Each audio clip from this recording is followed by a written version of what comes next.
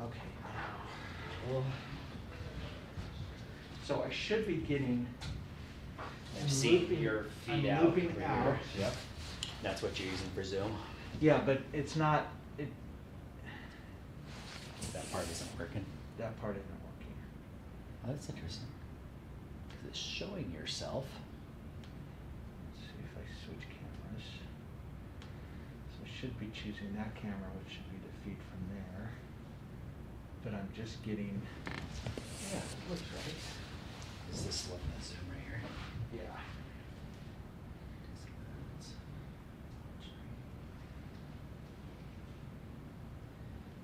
I'm getting something that says no signal. It's like a stale. That's odd. I wonder if this is just about HDMI. Try this. I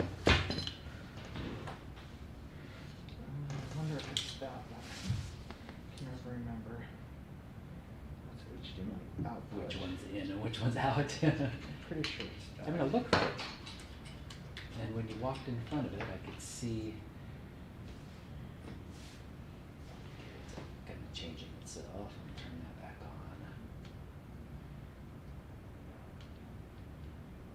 Yep, there we go. It's just not coming together. There it is, yeah. Nice. So now, if got speaker is built-in output, let's see.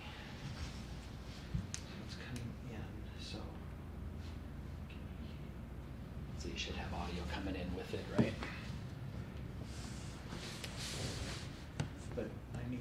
You don't need a speaker necessarily on this, right? Just a microphone. But if I put, so what I want to do is take audio out of here and into there.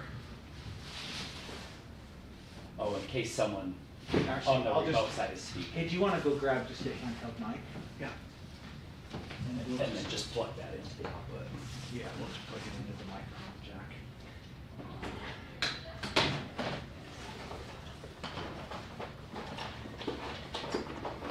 You could probably do it either place there or there. Just as long as you're selecting the right one. Okay. Would you want to help me just Tape stuff down. for a second? Just maybe take that and take that down so I just don't want that to. Just get your cake loose. Understand.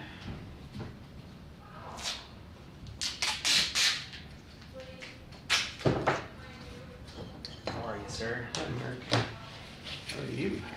Well. Are you? You sound like you've gotten a little frog in the throat. Yeah, I sure do. That's so fun. At least it's not COVID, right? Well, if it was, you wouldn't have to be there. I mean, yes, it is. It's COVID.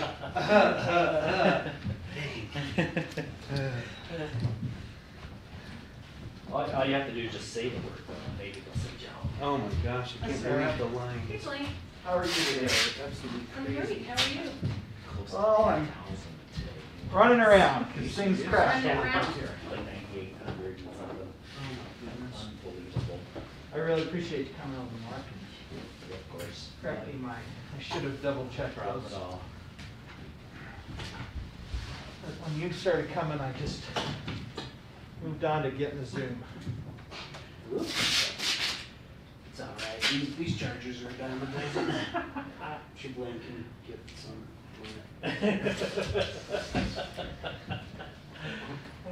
And it doesn't prohibit the way it charges, so.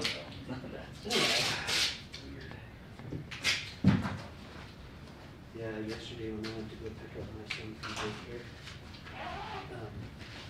there's an old shop code in Spanish Church. Yeah. And holy crap, I thought, yeah, it was all the way into Main Road. Yeah. They're saying the one in Draper's the busiest one in the state, and it's causing traffic problems, so they're having to move it now Oh, to somewhere else. That is It's crazy. just kind of the norm everywhere, Oh, unfortunately. yes. Yep. We the microphone for that? Yes, it is right. I saw you walk in the door, that I thought. I Okay, Wouldn't be the first so time that's I've the been audio out and into the in. Well, now wait, do we want it there or over here for the input? That one, Okay. out of there, into the room. Okay.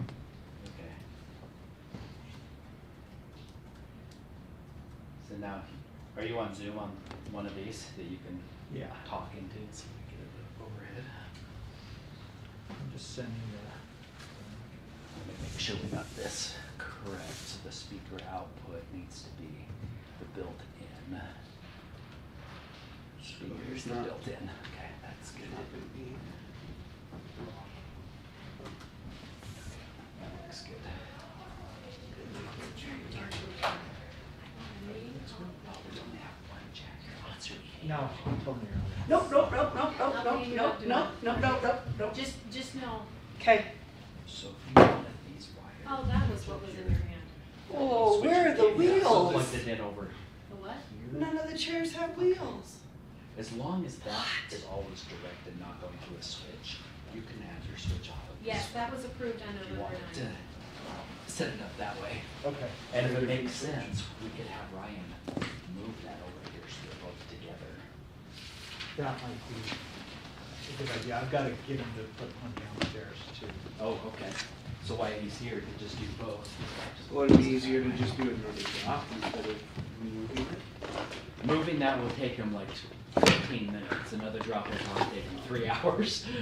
Getting it all the way down to that closet. He's That's got. the only reason I said yes with it, unless that gets used. I haven't seen it unless Blaine's. Will you look at the camera and tell me how I should put this down? Is that about right? I would go a little bit lower. Right there? Right. Okay, now let go. Expect it to bounce back up a little bit. Do we? I assume we want the TV though, right? It doesn't matter. Oh, okay. Then You'll you'll switch. Because I'll switch. Is that good? Yeah.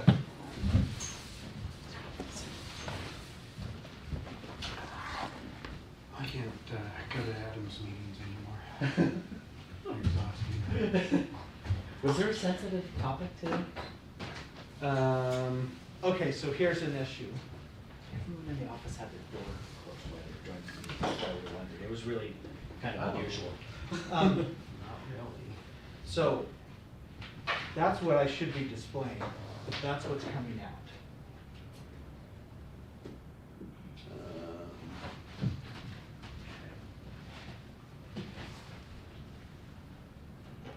Program of.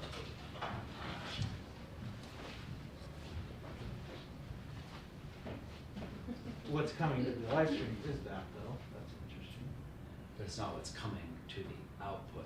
I think that's something in settings also where you tell it what goes to the output. But let's go to the settings page. It says output. It's just seconds though.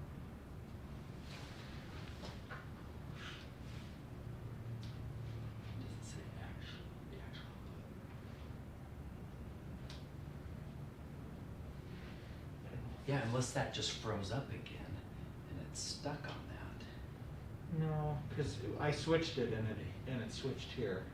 But this has always been, whatever's here It is just should what's be going what's out. on program, yeah. Yeah. Because it's just source program. Okay, and that just dropped. Okay, so we, this, And that just came back. this one What's, so is it's going to this. Yes, and it Okay. should be showing, It should be showing whatever we're live streaming. yeah, it's labeled as program, so it should be whatever is But program. source program here, what does this button do?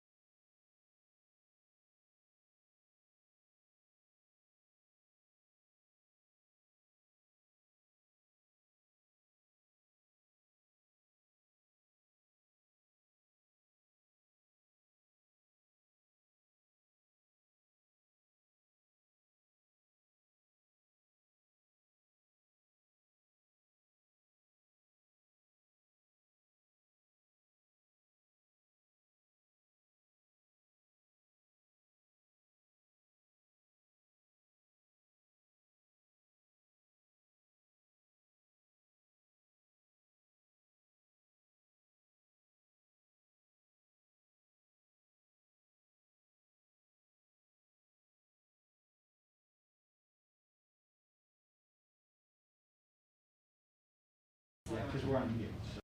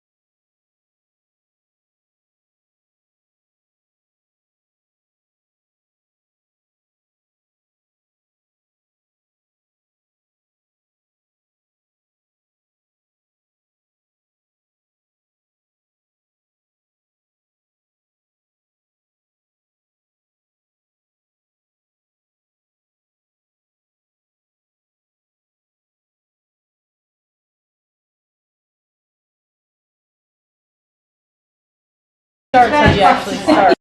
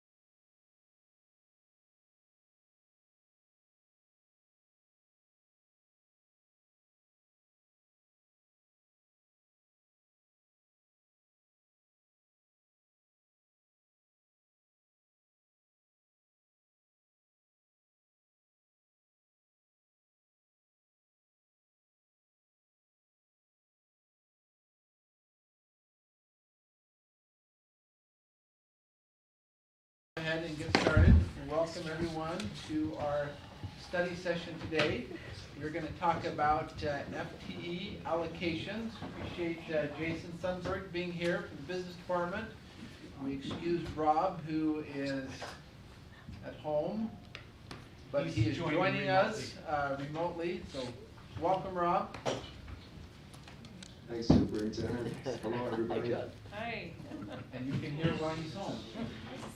So I appreciate you taking some time to join us. Appreciate your work with Jason to prepare this information. So we will, Jason has some slides he's going to share and give us some information, and then we'll open it up to board member questions and discussion. We also wanted to talk a little bit about test to stay. We have a few of our schools that their numbers look different than these numbers. And we want to talk a little bit about strategy there, and appreciate David and his work with the County Health Department in putting in requests for test to stay. We'll update you on that, and then I think we have some board governance as well. Take it away. Okay, thanks, Superintendent. All right, so this first slide is a slide like this shows up in the budget book and also in the ACWR. So this one we pulled out from the budget book, but then also updated for 2023. So this just shows the last 10 years on kind of the average ratio by grade. You can see in 2021, when we went through the budget process, we made a slight change on the secondary ratio and then 5th and 6th, so that shows up in 2021. The 2022 shows how all the elementaries, before 2022, those numbers that were shown were for traditional schools, because with the extended day, they had kind of the early and the later, and kind of the mix of what was the actual, ratio while they're there. So from 22 and 23, since everyone's on that same schedule now, that's just showing the ratios for the extended day, which that's how everyone at the elementaries is allocated for FTEs. So that's why it's the increase there. And then the 2023 shows in the secondary, so 7 through 12, the proposed change, or the change that's happened as we've sent out those FTEs, so the 28.5 and the 29.5, with some of that built into a per student ratio for dollars. And so any questions on this slide, or this summary of things here? No pictures of them.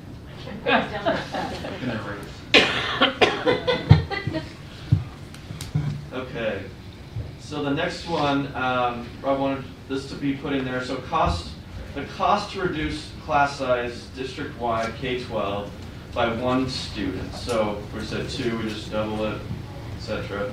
So I did a quick calculation today. So if I change all the ratios for the elementaries down one from what was shown on the last one. It would take 68, it would generate 68 more FTEs to hand out.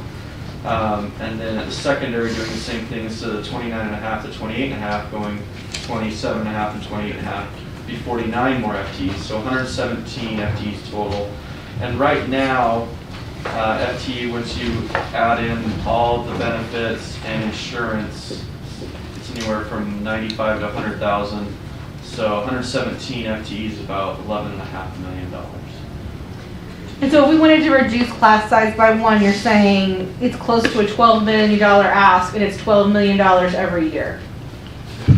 It's not $12 million once, it's $12 million ongoing.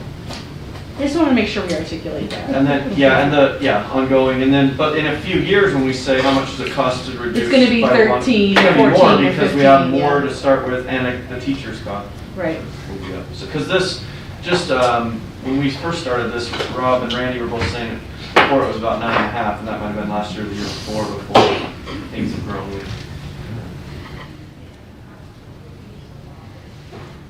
Okay, so recent changes to FTE practices. Of course, we talked about in FY, this current year, we did the all daily schedules for elementary, all daily schedules and payroll schedule equalized. So all elementary schools on the same daily schedule, some start at 8, some at 9:15, and then with the embedded prep and training time built into the schedule. So the students are on a traditional schedule. We don't have the early birds and the later gators, they're all there together. So, and then the teacher's day is longer, so they have more built-in prep time. So traditional and modified extended day models merge together. The secondary for FY23 is to equalize the expected workday and the payroll schedules between junior highs and high schools. The standard secondary contract with the allocated FTEs that we provide distribute to be used for teacher contracts, 7ths, and hourly teachers. So a transition away from FTE savings with a tool to be able to have money generated from per student on kind of a scaling basis to be able to provide for what they were using some of the FTE savings dollars for. So as we've said before, we feel this, even though if you look at those numbers on the first page, like at the high school, maybe that slight increase in the student per teacher, we think once all these are, they have to all be used in that for FTEs for teachers, that will slightly decrease the student ratio there. Any questions on this one? So hopefully, in transitioning away from the FTE savings, the new fund, which is kind of like a district WPU, will replace some of the lack of funding that's going to take place. Yeah, we're doing two different prices on that. Like, so when we tried to do this what would generate per student, we tried to make it, especially at the high schools, to see, okay, how many FTEs did they save in the last few years, and we tried to match it pretty close to that, so they don't feel much difference there. We're also calculating a scaling piece that hasn't fully been implemented yet or approved, to be able to see, okay, as a school grows this big, how many more secretaries or custodians are needed. And so we're in the process of calculating the budget for that and seeing what will work budget-wise on those. The other thing we've talked about, Rob's talked about before, once we have, for the secondary, we really feel once this is all equalized and all the FTEs are going to teachers in the classroom, that when we do want to target, say we want to reduce a little bit more, we'll be able to see that materialize quicker and be able to be effective in doing those things. It won't be indirect, it will be direct. Jason, I was just thinking, can you explain to us, I know Rob's told me this 3 or 4 times and I can't quite follow it. So the FTE ratio we have on the slide you just showed is 28.43 for the junior high grades, but that's not actually what we're doing for each class because they're on productivity, right? Oh, for the 28.43 is the current. Right, but that's not, that's what they would be on if they weren't productivity, but since they are productivity, it's actually more than that, right? right? What And is the other number there? Yeah, and so like the 2714 at the high school, we say this is how many students there are, and we divide it by that. So that's how many students per teacher. But then we have the thing, well, there's 8 periods that they're in, some are leaving. So, yeah, before when the junior highs were on we gave an FTE, it was for a teacher to be on full productivity, so to teach, it included the 7, where at the high school it didn't. So the comparison between the two was a little hard. Now it'll be easier to, they're only one different in the ratio. So, and they're on the same thing. It's a 6 out of 8. If they want to give 7s, they use 1 FTE to give to 7 sevens to teachers. But yeah, when we were looking at that before, it was just kind of a quick ratio to see kind of 6 out of 8 or 7 out of 8, and just so the 2843 kind of already equalizes between the two. Trying to get that, because before this high school was 27.5 or 27.14, and the high school was like 36, and it went down to 35, but different FTEs. So the 36 equates to the 29 if you're comparing them together. But yeah, when we figured kind of the teachers having their prep or 2 preps, that the junior highs and high schools were closer to like 37 in each class, if all classes were the same. If you didn't have band and choir that were bigger, or PE. I'm just wondering what that same number is for junior high. Well, they were within 1 FTE from each other, or 1 student to teacher ratio. Let me pull up real quick and see. I have that here. I think it was 37.9 and 37.1 or something. And now with this new one, it's about 38, so about the same as it's been, but with all going to no savings possible on the FTEs. Okay. But I'll look up, I have that saved somewhere. I might have to go downstairs to get it, but I have it saved Okay. to be able to get to you.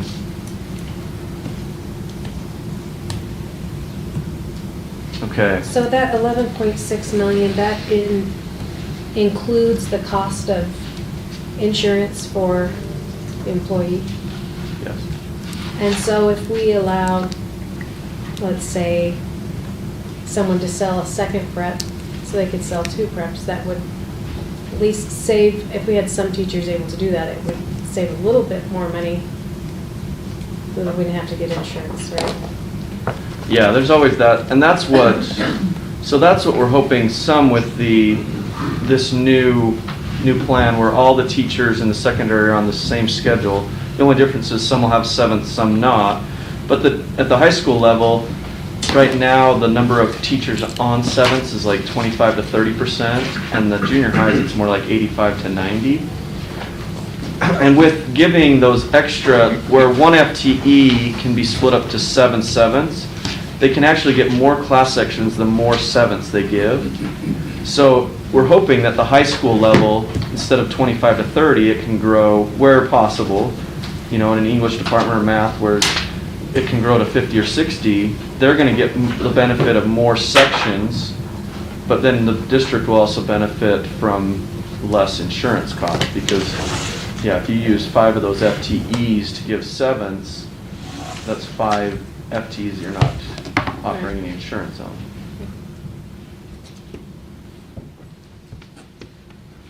Okay, last slide, just other considerations. So reducing the class size ratios, if we look back at that one where we said by 117 FTEs, that would be, maybe not 117 more classrooms, but at least 100 probably. So for capital needs, a lot. And then another consideration with, if all-day kindergarten gets approved, we're approximating that 60 to 80 more classrooms would be required district-wide. And I think there'd be a scaling piece to that just over a few years, but how that would work. Just some things to consider and think about as we're planning for the future. That's the last slide we have, so I don't know if Rob has other comments he'd like to make, or Randy, or...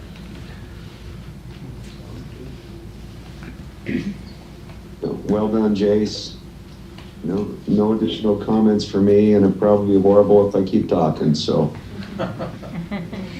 Jason, could you go through a little bit, once the enrollment are holding still, kind of the process of determining the FTE allocations to actual giving those to the schools, kind of what your timeline is for that? The timeline of when we Yeah, so you finish, as I understand it, we finish the enrollment book, then you start running the calculations on Right. FTEs. Once those are holding still, then you try and get them out to schools by a certain point, so. Okay. Yeah, so we usually present the enrollment book end of November, first part of December. I think it was the first week in December this year. And then right after, we start the secondary FTEs. So the secondary FTE allocations go pretty quickly. And we usually have those out right before the break. So I think we had them out 15th or 16th this year of December, and get those to the supervisors to distribute. The elementaries, then as soon as the secondaries are done, we work on the elementaries, which makes sense. The secondaries need it because they're building this master schedule with all these different classes, just to be able to see how many they have, and then the hiring. And then the elementaries, we're working on those still. Those take quite a bit of time. We have 3 of us working on those for a few weeks, because we also go in and verify, just because on the summary sheet we give them, it says, okay, this is how many you have currently in every one of your grades, and this is the change that would happen. So that's really figuring out how many FTEs are in the elementaries. It's a quick calculation, but preparing their sheets, it takes a few weeks to be able to go through each of their websites, everything in Allio, making sure. There's a lot of corrections we make. Oh, this one's supposed to be in special ed instead of under just general ed. And so we usually get those out by the end of January for the elementary ones. Thank you. Mm-hmm. So we've talked before about sometimes we have a lot of growth in a school that needed more FTEs. Maybe during the summer we find this out. Is there a process for dealing with that kind of a late breaking changes? Yeah, currently, I don't know where it all stands. So there's been the 108 FTEs the board gives for the supervisors to give out. I know there's been some issues with those, because a lot of times those are given out in March or April instead of really seeing where and I think those have been reduced a little bit because of the change with the secondary. So I'm not sure if that, Rob, that took away 60 but added 15 back or something like that to be able to give out. But I think the hope there is the later is better, to be able to see which schools need them. But then we're also missing the best teachers that are getting hired, maybe by other districts in the competition of things. So now Rob's had some ideas. I don't know how we could necessarily implement this, but where we have some teachers hired saying, you're going to be in elementary, you're going to be a secondary, but we don't know what school yet, and then be able to do something like that in the future. And how many did we end up with of those unallocated, estimated? For next year? Yeah. Well, let's see. So I think there's, the 48 plus 15. Okay. And I don't know that that's holding still exactly yet. I think we're still working through that to say, okay, what would that look like as we look at that scaling and what's feasible and what's not. There may be some adjustments there. Okay.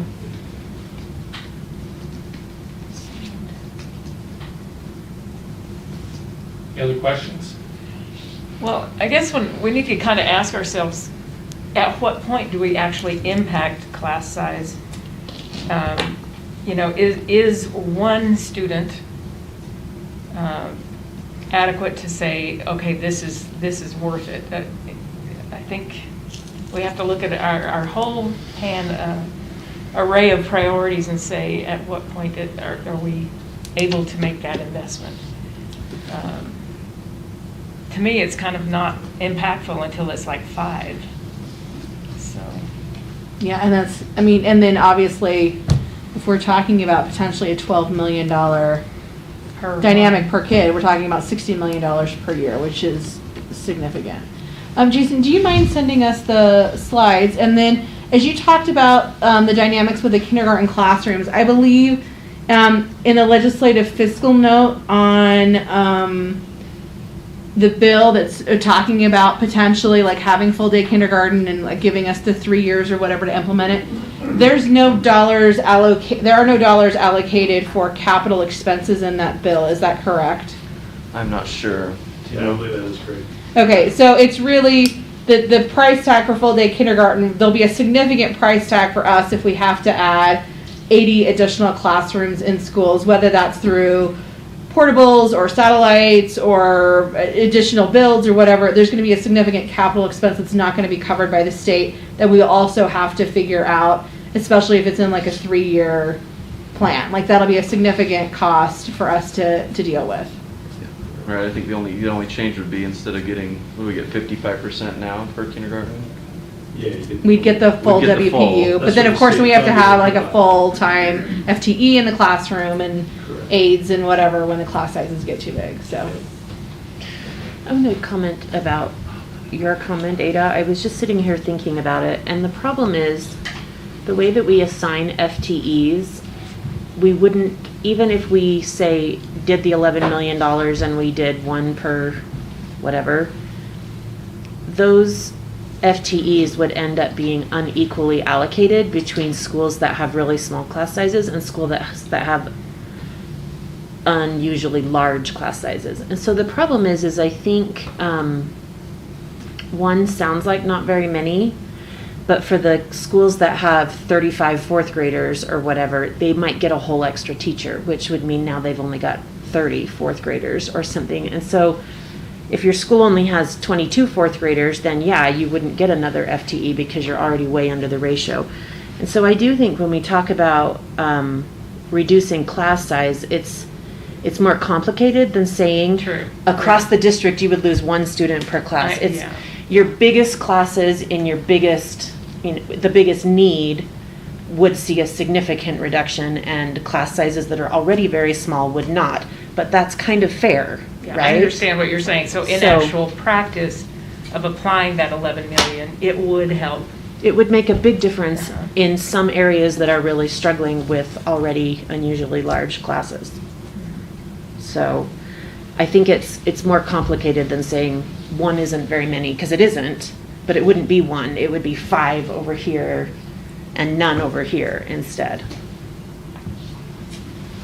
And my thought has always been, one may not be very much, but if you do one every year for 5 years, all of a sudden you've got 5.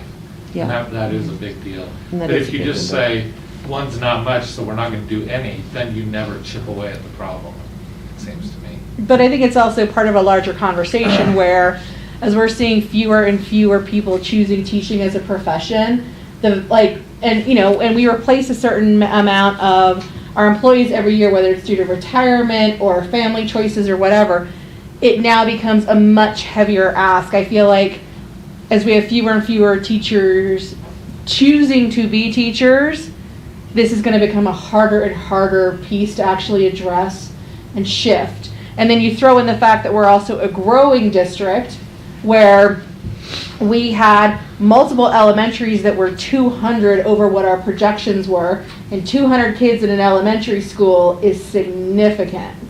And the impact that has with schools trying to then hire qualified staff in the short time frame. So it's a really complicated Sudoku puzzle that it's not just about money and it's not just about numbers. It is a much more complicated dynamic, and it's one of those things where when you start pulling the thread on this end, it unravels a lot of other things. So you're saying we might not be able to hire those extra teachers? Qualified, even if we wanted to. even if we said we can do it, if we replaced whatever, a couple hundred teachers per year, and then now we need to hire additional kindergarten teachers, because instead of teaching, having 4 teachers teaching 7 sessions of kindergarten, so we have 3 full-time and a 0.5, we have to now additionally hire those kindergarten teachers. I'm just saying there's some outside forces also potentially impacting, even if we want to address class size. I don't think it's just, hey, let's just put the dollars towards it. I think it's going to be a little bit more complicated, and as we see that growth occur, we're going to continue to fight that, and then additional measures like the potential full-day kindergarten, I think are gonna make it more and more complicated. I agree with that too, but I think Mark's right. If you don't start chipping away at, like, even if we can't do one whole full one this year, we're gonna do 0.5 this year, or we're gonna do, it still addresses those biggest classes in the places that are the most burdened by that. And if you don't start chipping away at it, you'll never get smaller. And I agree with So- that. I think there's also other factors But like you've gotta look at other things. You yeah, gotta balance like when we're too. looking at things like DLI or ALL and how that impacts potentially class size in a school. Well, we've got to solve the DLI and ALL funding problem and actually appropriately fund those dynamics, because until we do, we will never fix the class size problem in the gen ed classes in those specialty schools. And so it also, I think, gets to, like, there are a lot of, like, deeper rooted issues that are also contributing to class size that we have to tackle, and it's all part of the picture. Yeah. And by the way, I was going to ask John if he would tell us a little bit about the process once the board allocated FTEs get to supervisors. But so I'll say something else and give you some time to think about that if you don't mind. But yeah, I think that one of the things that the board has had a little bit of frustration with is before we've wanted to do class size reduction, so we put more FTEs into the board allocated FTE pile, but then it seems like they get sucked into DLI and other stuff, and it doesn't seem like they actually make it out to doing real, and the same with secondary, you know what I mean? Sometimes we've allocated more thinking that it would be class size reduction, but it actually ended up being somewhere else. So is there, first of all, would you mind just refreshing us on exactly how that process works now? Sure. And then maybe, you know, both those with secondary as well as elementary experience, is there, what would, if the board really did care about this, what do you think would be the most effective way of actually implementing class size reductions? Well, I think just to respond to how you finished that question, Mark, as Jason said, in theory, when all this is put into place, all the funding ratios and everything is put into place, there will be a direct impact anytime there's class size reduction efforts made, because we're reducing all of these anomalies that take some of the additional FTEs. Some of those anomalies are actually built in, and we have acknowledged for many years they exist, and we probably need more in the class size reduction FTEs to take care of them, and Mark mentioned DLI. The other one on the secondary is comprehensive high school. So we recognize there's just some parts in our funding where there's a little bit of a gap or a lag where we just acknowledge systemically a little bit more is needed in some of these areas. So as far as the process goes, once the board designates the number of the additional FTEs, and that's, we've tried to start calling them that, additional FTEs, rather than class size reduction. That's been a little bit hard because we recognize for many years we've been using them for more than that purpose, but for more also. So we've called them class size reduction FTEs, we've called them hotspot FTEs, and I think on the charts now, I think Rob labels them, you know, board designated additional FTEs or something like that. Anyway, the process then is, first of all, those areas where you pretty much have to do something, otherwise it would become a major hotspot like DLI or comprehensive high school. Those come off very first, and then after that the requests are taken just as principals understand a little more closely the reality of their master schedule and what is needed. And so where there's going to be some small classes on a certain grade level, it means in an elementary school there's going to be more in a different one. And so they make the request to the supervisors. The supervisors meet together, so they kind of provide their own checks and balances. They review so that we don't have, you know, maybe the perception of one division getting a little bit more privilege than another. So they review each other's requests and kind of approve those together, and we send them out that way. And in the secondary, and Joel can speak to this, having just come out as a principal, but many of those additional FTEs or class size reduction FTEs, kind of as Jason said, they go to fund sevenths because that's what's needed. You usually don't need another whole English teacher or a half-time science teacher. You just need a couple of sections of this particular course to make it all work. And so they divvy those out by sevenths mostly. Does that help, Mark? It does help a lot. Yeah. So, and maybe Jason, to go back to what you've been talking about, we went from 108, now we're down around 60 or so, with, I mean, roughly from your calculation. Yeah, I mean, it grew to 108. Before that, it started in the 60s, and it was in the, I mean, it's kind of ratcheted up. When we were doing trying to get the secondary teachers all on the same schedule, one of the first things we did is said, what if we took 60 of these FTEs to be able to use to be able to hire the high schools, so they're getting those extra days, the high school teachers, plus being able to figure all this out. So, but then as we were going back, we said they probably would need some still for those certain situations. So we tried to, when we reduce the ratio down or up, we can be able to change the dollar amount per student and also the number of FTEs to be able to. So I think Rob's still landing on a final number on that, but yeah, I think the 60 and then 15 back, so what is that, 45, maybe reduction 45 from the 108. It's kind of the tentative plan right now. I think it depends, though, having sat on budget, what FTEs you're talking about, because board allocated FTEs, we have like 108, but we're using TSSA, we're using 3 or 4 different funds to provide FTEs. And so last time I checked for this year, we were up to about like 150. Like Esser's doing a whole bunch, TSSA is doing probably 20. There's the comprehensive high school, there's DLI, none of those are included in the 108.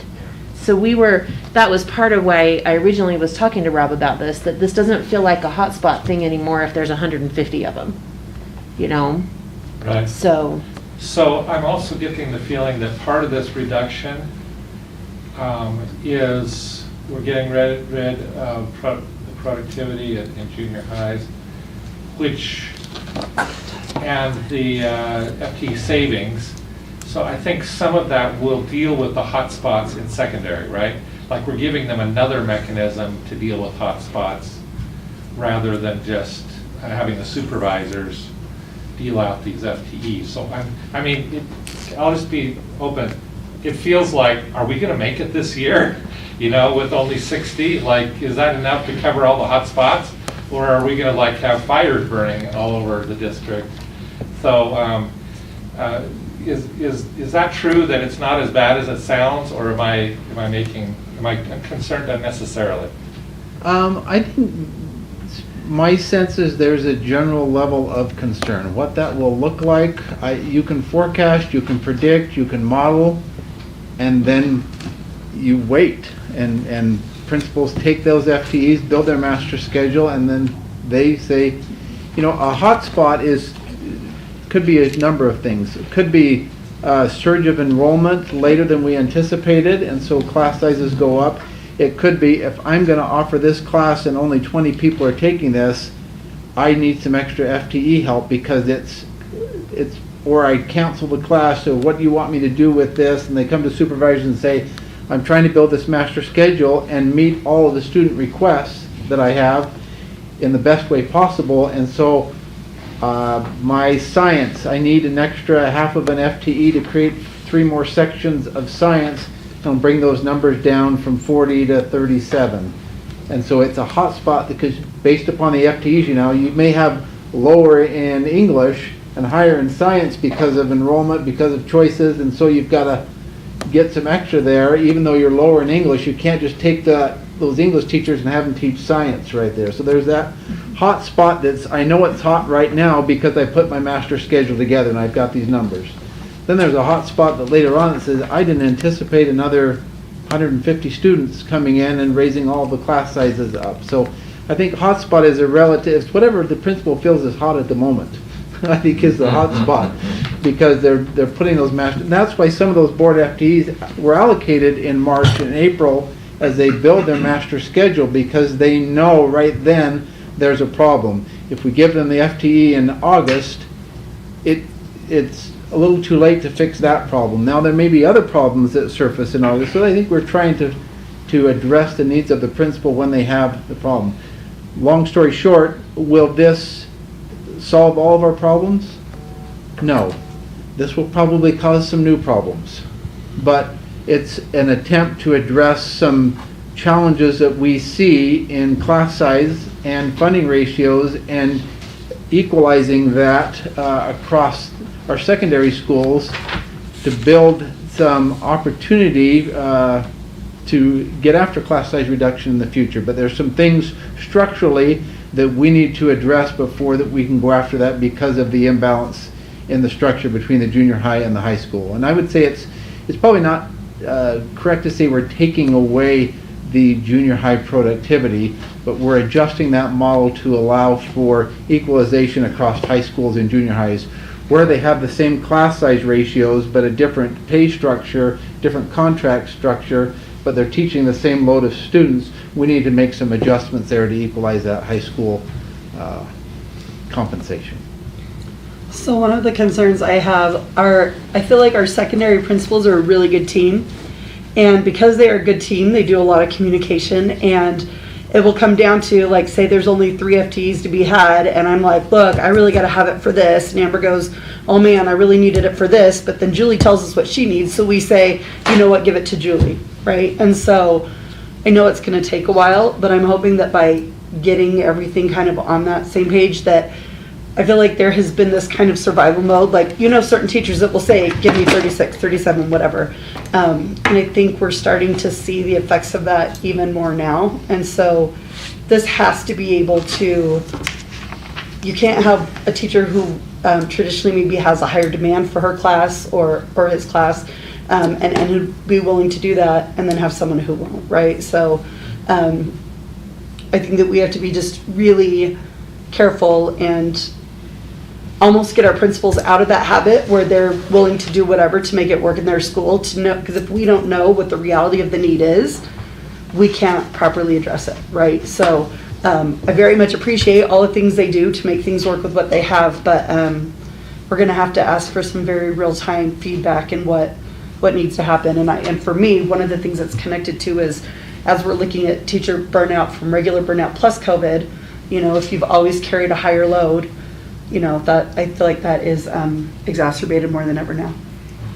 And I think our best minds have been on this, working on it for several months with feedback from principals, from our associations, just say, are we aware of all the variables that need to be addressed?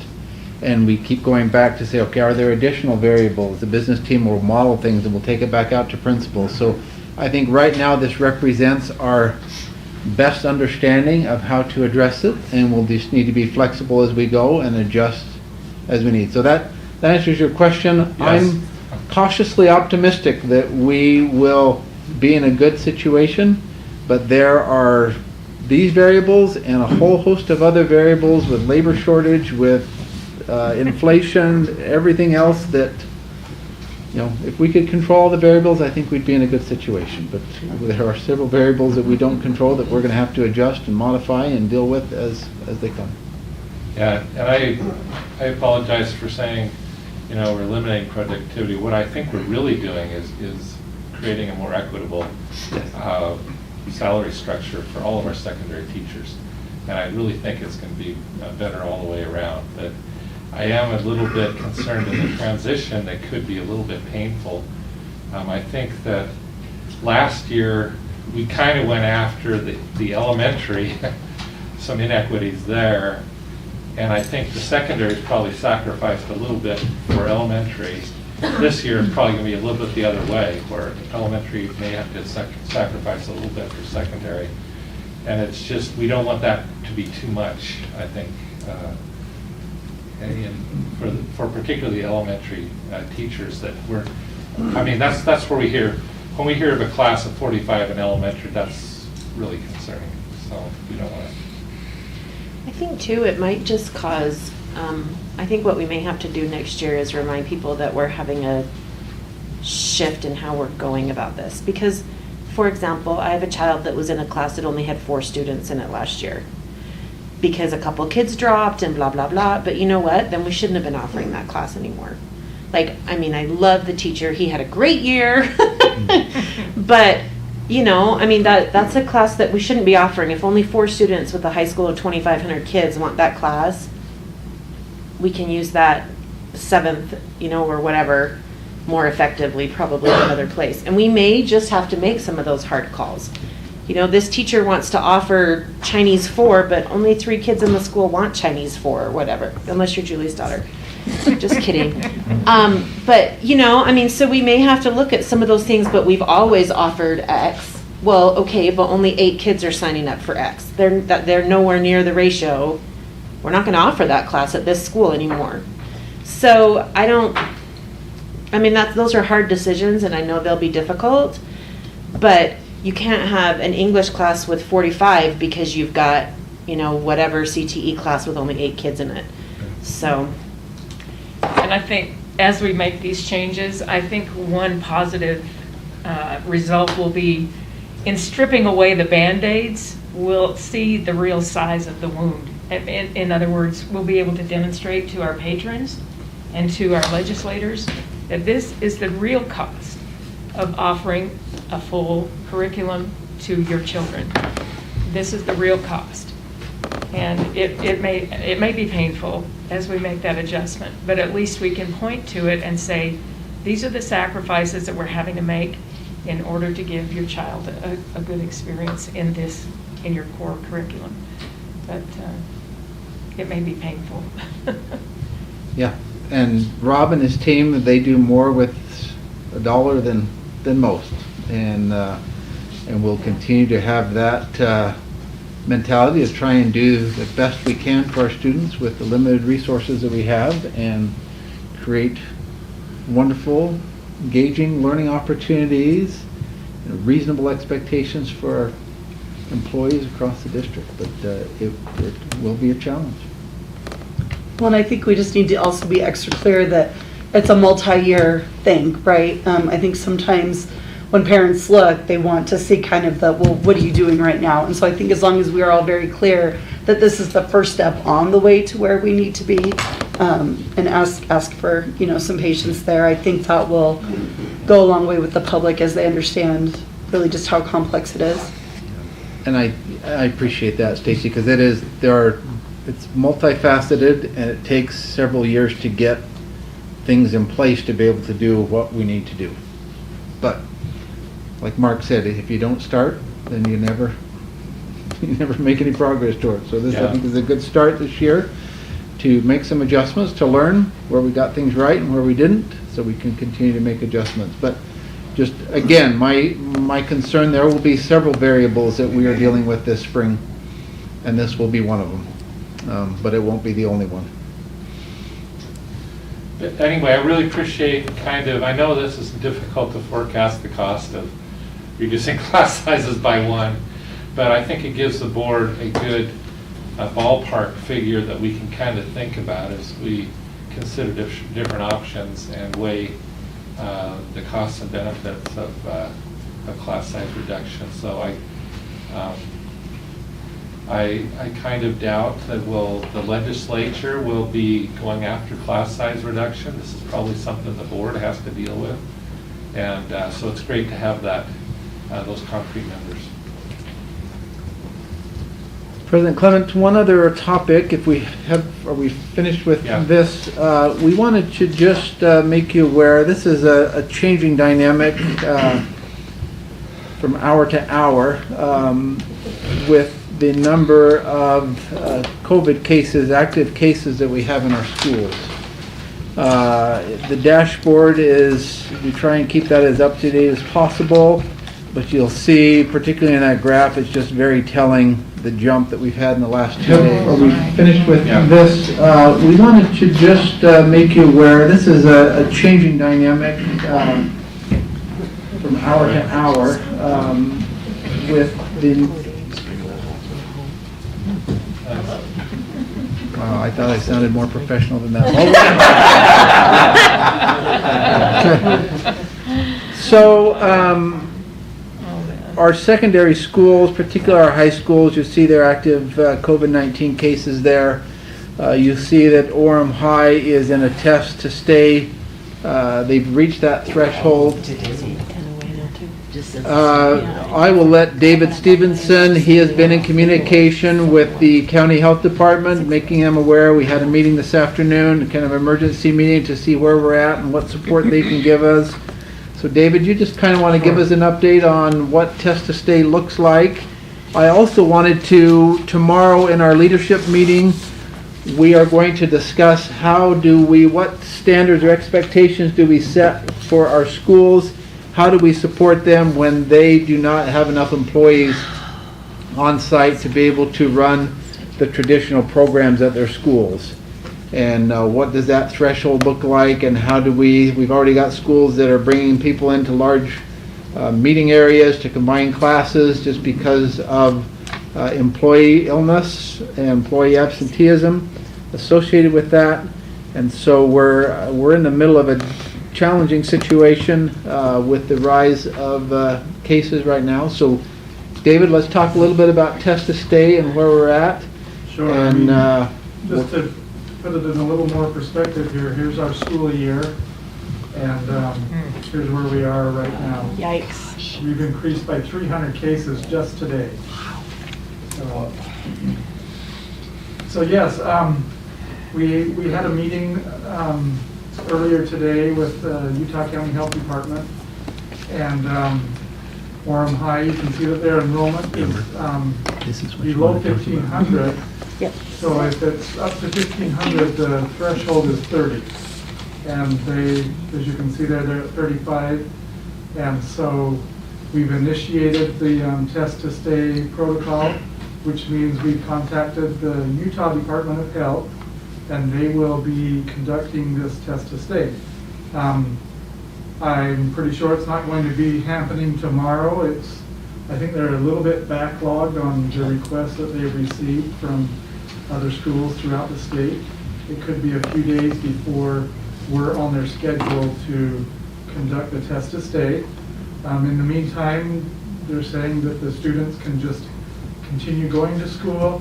However, the principal, Mr. Jarrett, has sent out an email to parents indicating that they are now in the test to stay protocol, and to be sure to keep students home if they're showing symptoms, if they're sick. So, and we've sent that out district-wide to all of the parents. And so what will happen is the state will come, we will go to the school when they're able to be there. It will be a normal school day. The students will still come, and we will call students out of class to come to the gym to be tested. If they test positive, obviously we will contact the home and let them know that their student is positive, so they'll either need to come pick them up or they'll need to drive themselves home if they have their car there. And then obviously, as indicated on our Return to Learn page, we'll just go through the process of the test to stay, and go through that time period, and then get the kids back as their time of isolation is over. You can see there that we are concerned, as Superintendent Farnsworth mentioned, of other schools. So you can see AF High, Cedar Valley High, they're in their 40s. So obviously they've got to get to the 2% since their enrollment is over 1,500. So that's 48 for American Fork High, and I believe it's 57 for Cedar Valley High. We do have some junior highs that are starting to creep up there too. So we, Karen Ashman sent out 13 letters today to all of the rest of these schools. This is our agreement with the health department. Then when a school is reaching about halfway to the threshold, we send a letter out to parents indicating that, encouraging parents to keep their students home if they're sick. It talks about the masks and how we recommend those. So that's kind of the process that we're at. It's come very quickly.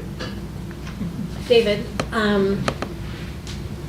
remember when we were meeting this morning, Karen, and you had mentioned that even some of these testing sites are just giving the PCR test or the antigen test, they're just handing them and letting them go.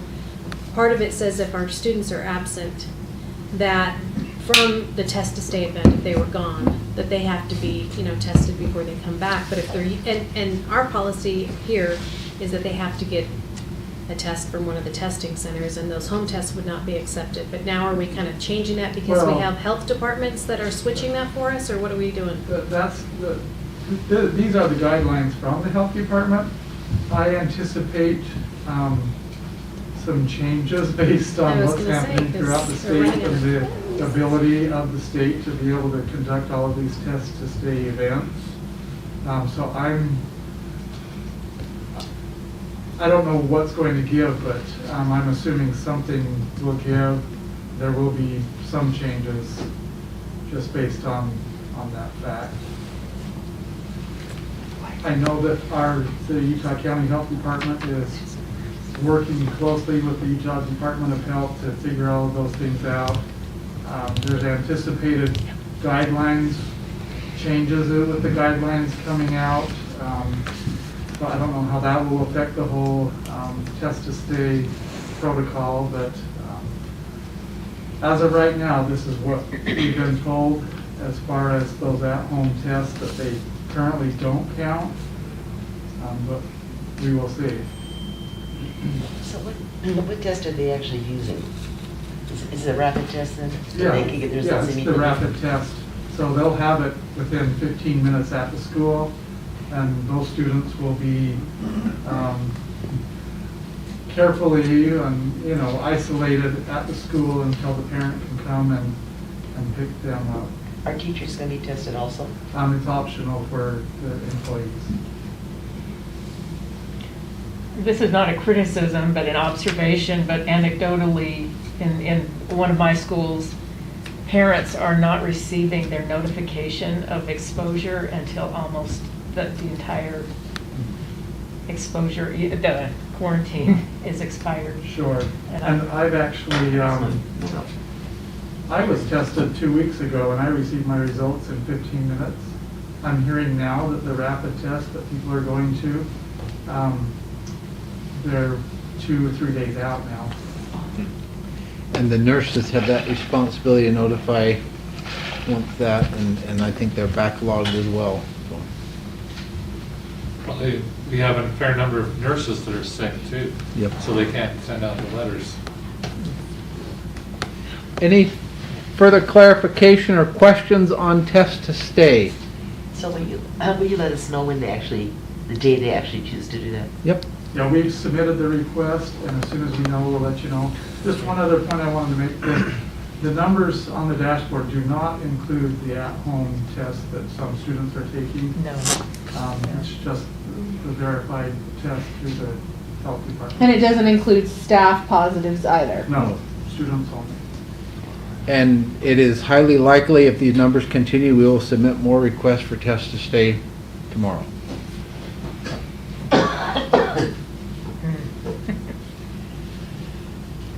Any other positive thoughts about? Do we have any elementaries that are getting close to?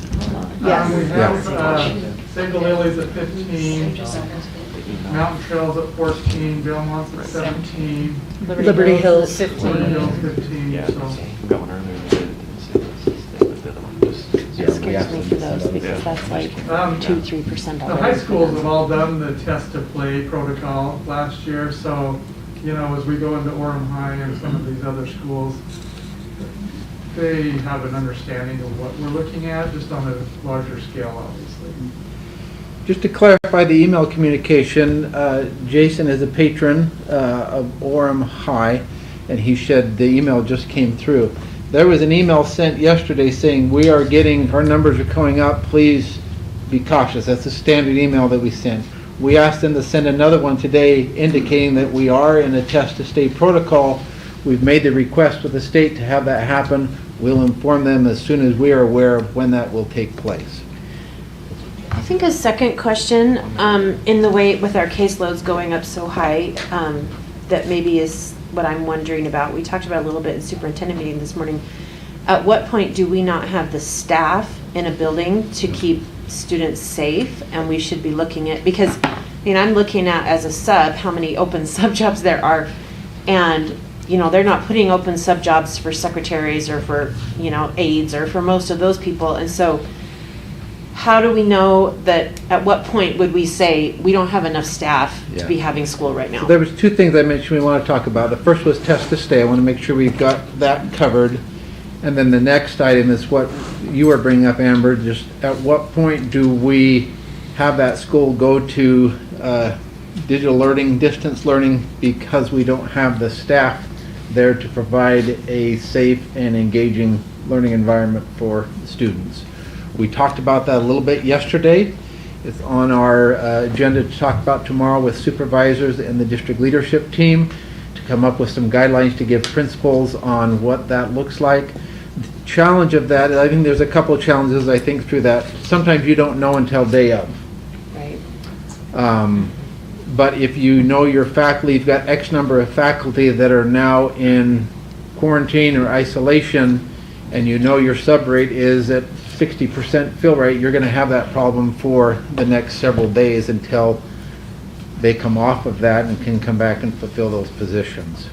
So we'll process through some of that and make a determination, some guidelines where principals can, with support of the leadership team, make that decision to say this school, because we're not at that 2% threshold, but because of the lack of employees, adults that can be in the building, we need to go to another format. And I assume we would do something like a distance learning, digital learning protocol process to still give students things to do, engage in their learning, but not at the school. So if I remember correctly, the pandemic endgame bill that passed stated that schools were required to have 4 days in a given week of in-person learning. Will that impact our ability to flip online as needed, or is that something that we would qualify separately? I'm just wondering how that state code may potentially be interpreted. And violated? Yeah. Well, I mean, it's a safety issue for students. Yeah, So. and I think we will engage in those conversations with state officials as well, to let them know of our challenge. And again, our numbers are up, but we are not unique in this challenge. Other districts are facing similar challenges as well. Well, as we look at the options available to us, there's a district-wide pause, there's a school pause, there's a classroom pause. I don't know. I think we need to look at all of our options and get the best counsel available. Okay. Any other considerations you would want to make sure that we are mindful of as we discuss and dialogue and problem solve this tomorrow? I have two thoughts. Just as I've been watching what people are saying about this current variant, and I love the idea of being able to pivot to distance learning. I think secondary lends itself to that way more easily than elementary, and so my concern is just teachers who are actually sick and not just quarantining, that they don't have the bandwidth to be able to do what they need to do for their students. And then also devices, right? Because the majority of our schools are not one-to-one, so I don't know, as we're looking at who we may need to petition for what, it may be in everybody's best interest to ask for a pause and not by the way, you're sick and your students don't have a device, but we're going to give you some way to engage in your home. And then, as always, I just want to know how kids are going to get food. So if they can pivot to the, drop off or pick up. But I just want to be mindful of employees who are actually sick and may not be able to do what we need them to do. Yep. Okay. Thank you. Okay. Well, we'll have a wonderful solution for you tomorrow. We'll policy committee will set a policy that there can be no more pandemics. And, we're on it tonight. It'll take a couple board meetings to get that approved. But it'll be, Oh, man. No, it won't. I'll be done in 3 weeks, yeah. I'm just teasing. So the peak is anticipated at the end of January, correct? That's Middle to end. Yeah. But with that chart right there, we're anticipating We're hoping maybe even a little bit that's sooner. It's peaking fast, I hope so.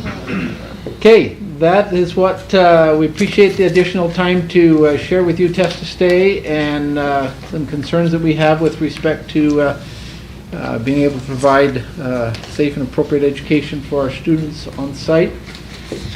We will now have present some time for governance. Got some family members present. That's me, and this is awesome to plan for because I had no time last time and half an hour this time, so that's perfect. We can end early. So one of the things we talked about in a board meeting, in various meetings, over the last little while was professional development for board members. And some of the things we've talked about doing are, last year we read a book that we then studied together. We've talked about letting board members go to conferences. We've talked about NSBA. We've talked about USBA. What are our various options? And then every time we've kind of had that discussion, we've then ended with, oh, we should talk about that as a board. And we've never talked about it. So I guess my thought was, and what I thought we would just take a little time to discuss maybe and throw out some ideas, and I would love staff input heavily on this because I think most of us, well maybe some of us, but a lot of us haven't done a ton of PD, especially in the positions we're in. And so I would love to hear books that might be helpful for us to read as a board, or particular conferences that might be good for us to think about attending. If we want to do conferences as board members, do we want to assign 1 or 2 board members to go to this conference, and this conference, and then come back and present? Do we want to, so throw me out some ideas of things that you think could provide PD for board members that would be valuable. Associates, and then, is it leadership associates? Leaders Associates. And those are both through BYU. Can you read that, Ada, from where you are? Yes. Or should I get it? Okay. You're good. We talked last year about the idea of approaching BYU by having an associates for school boards. Did that ever go anywhere? I'm going to say no. I haven't heard anything else, so I'm going to say no. Any other ideas? There hasn't been a whole lot of traction in other districts to have their board members attend associates. They don't feel like there's a strong will for other board members to be. That was my sense of it, and we talked about it in governing boards. Just our district is unique that we have our board members attend associates and even leaders associates because there's not a significant participation by other board members in those partnership districts for their own associates or leaders associates. So, Sarah, I don't think there was a significant will outside of this group for that. Yeah, let's do that. That could be very, very helpful. Will you put NSBA advocacy and equity?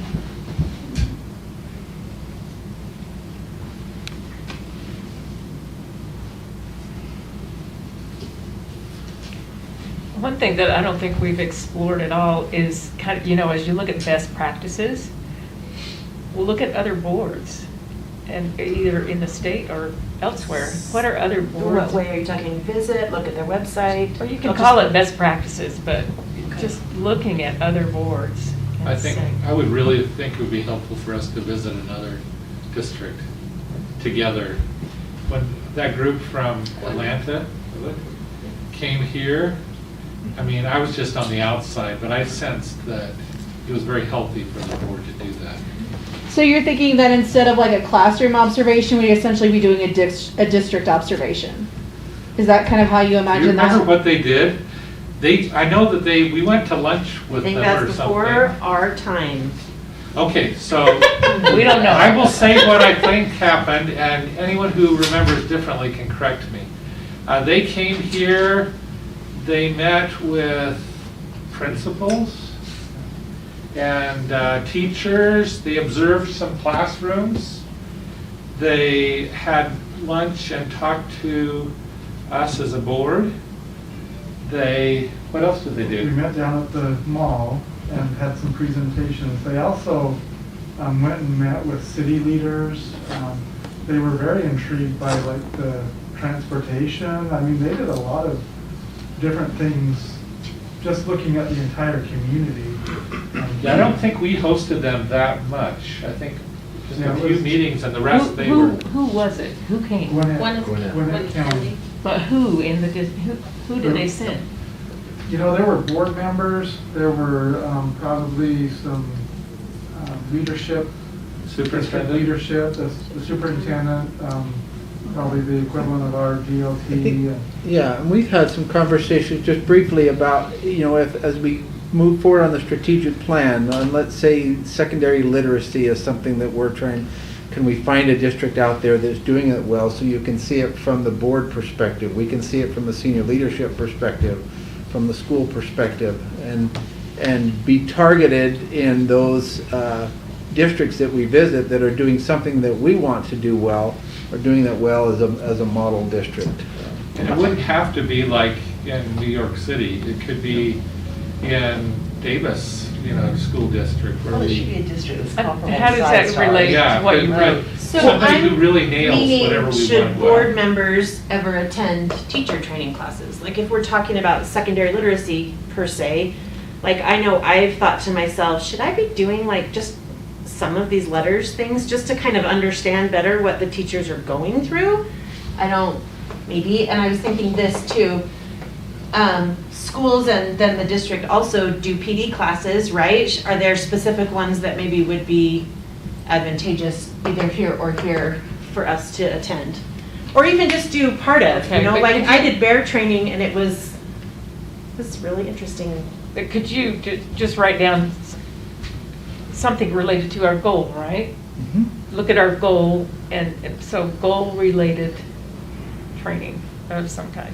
Well, I'm just looking for ideas of possible training things. And then Okay. I thought, then how do we narrow which ones would be advantageous to us to actually do or not? That's one of the ideas, is that it's goal-related. Okay. I want to I think, piggyback Amber, off as Mark. part of the school district professional development would be strategic, looking at something that's Okay. aligned with something that we're pursuing. Okay, we're almost done because I'm out of space. So the one thing that makes me a little nervous about going to other places, because I have friends across the country who are in districts that do magical, amazing things, but we don't have the same kind of funding. So I have a friend in New Hampshire, their district nails life. Their board members make $70,000 a year. Their WPU, I kid you not, that what they spend per kid is like 10 bazillion times what we have. So it's fun and awesome to go visit places that have great things, and then you come home and go, and we would have to literally spend every dollar we have to make that one thing happen. It's like when I go to the Parade of Homes and I'm like, that's awesome. Yeah, let's It will never be my life, right? So, I mean, I That's think. a good reason to go goal-related.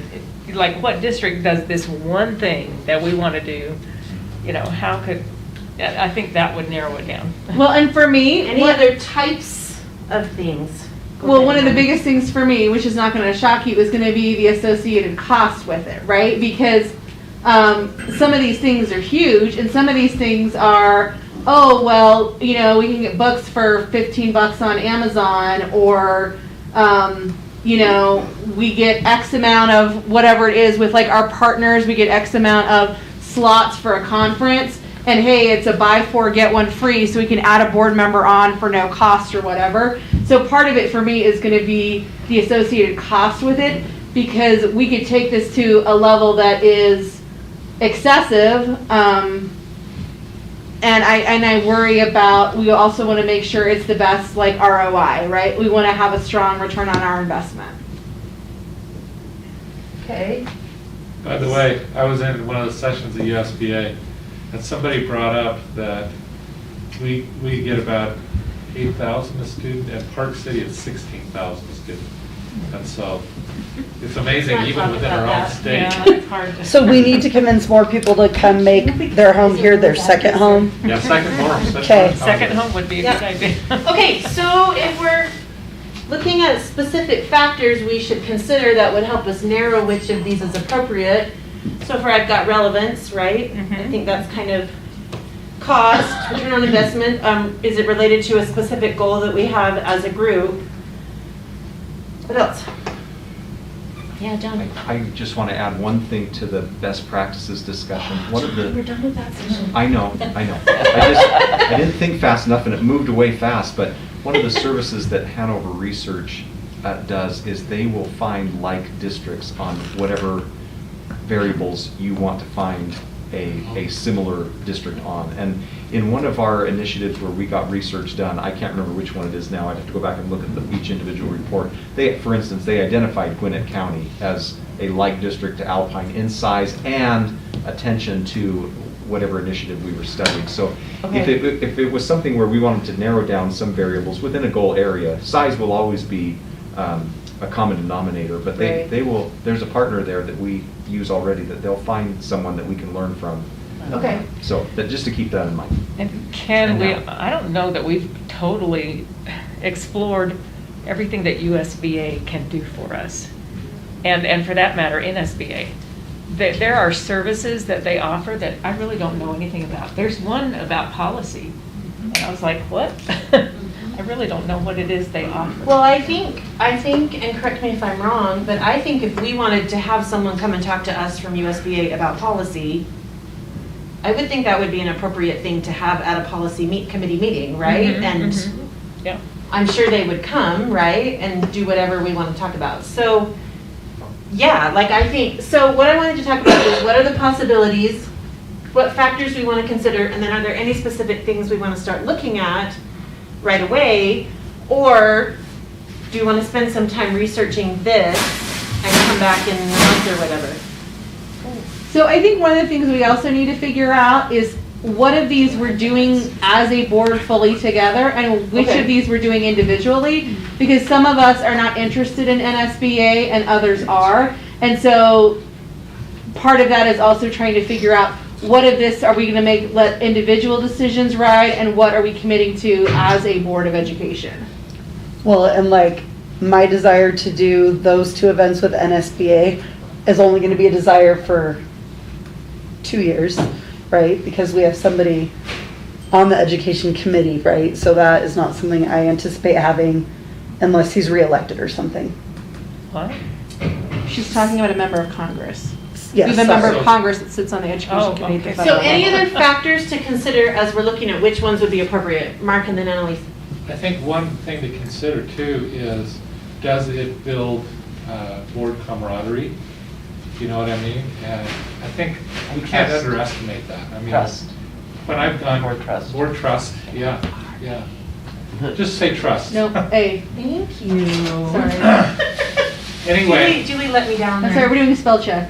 as I've looked back on those NSBA meetings I've gone to, I think that's been maybe one of the biggest benefits I've gotten is increased in board culture and board trust. Okay. Annalise? Yeah, I was thinking work related to each of our different committees.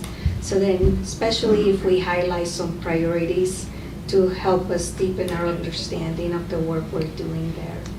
I really like that idea. Yeah. Yeah, and I think along with that. Sarah's you gonna just- be like, Amber can't spell, I don't know, that's really not. So it's right. Aligned, Okay. just, I mean, if we're gonna do something, it could be just for board capacity building, but it would be, if it's something we're doing together, let's make sure it's aligned with something that we're chasing that matters to So us. aligned with strategic plan. Nine. Yes. There we go. Is that different than related to a specific goal? I thought you were saying relevant, it needs to be a district that's relevant, or meaning similar to us. That is what I meant originally, but. So I was making It's sure that two we also different got points. aligned, Yeah, those which are is a two little bit different than relevant. But I think both are probably Yeah. applicable. Okay, do we have other factors that we think we need to consider? Kimberly and Cammie are being super quiet. No, I don't have anything else to add. That's Okay. a good list.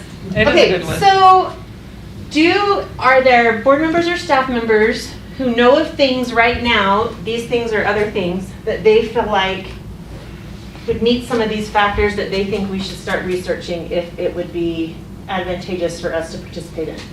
I would love for us to do another book club thing, I'm gonna say. Either find a book we're all interested in, or I'll pick a different one and come back together. Like, I was looking on Amazon, there's like 10 different books about how to be a good school board member. And I thought, I'm sure some of these aren't worth much, but some of them are probably good, so maybe we each get a different one and then do a book report on it or something. I don't know. I like us all reading the same one for the reason that I've probably gotten like 4 or 5 books over the last year, which are great. And there's some that I like got a few chapters in and was like, nope.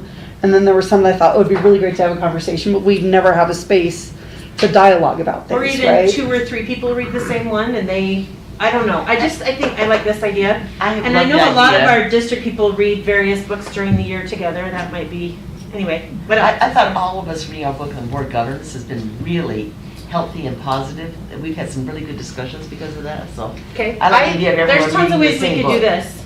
So I'm more interested. I just like books. Yeah, I do too. So I'm a fan. I'm a fan of that. Well, and I like the cost associated with that one. So I'm a big fan, like a double star that one.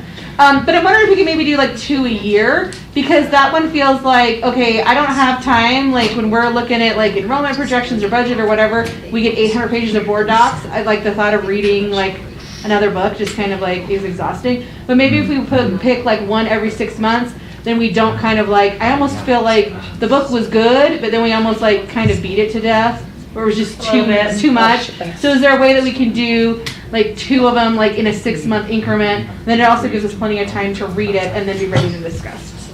Okay. And maybe we just try to do our discussions closer together, not every other. Yeah. And maybe that's part of then like a work session. Is that we carve out a time for the discussion in a work session when we're going to have one of our day long ones anyway. Okay. Kimberly has a thought because she's pointing. Oh, no, it was John's idea. John has a thought. Because Kimberly. This is what it feels like when you're not the teacher. Just kidding. What was, you did Gonna not share have it? a thought. We were just wondering, is it cookies or cake for dessert tonight? Kimberly was mentioning like our more traditional services with Hanover Research to provide white papers, you know, that if there was something, if we were looking at doing a book study, that could be an option as well. They will provide basically a literature review of best practices in whatever area that we want. So if there's something very specific, we could pose it as a research question, exactly what we want to know, and they'll survey all existing research going back, 5-10 years. Okay. And So we provide would us a read white like paper. an article or a publication? Yeah, they would create, essentially they would create the article. It would be a white paper where they would say, here's what we wow. know in current literature with that problem of practice you've asked us to research.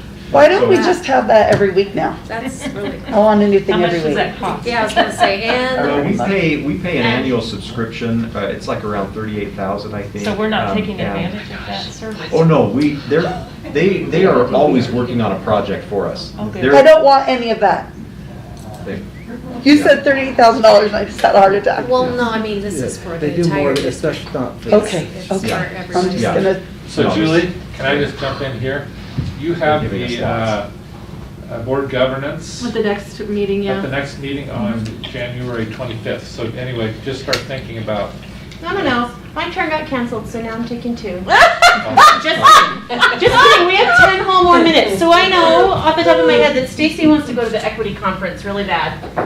And SBA. no. I want to go to advocacy really bad and equity is the day before, so I Sorry. figured we were gonna go all the way over there, both.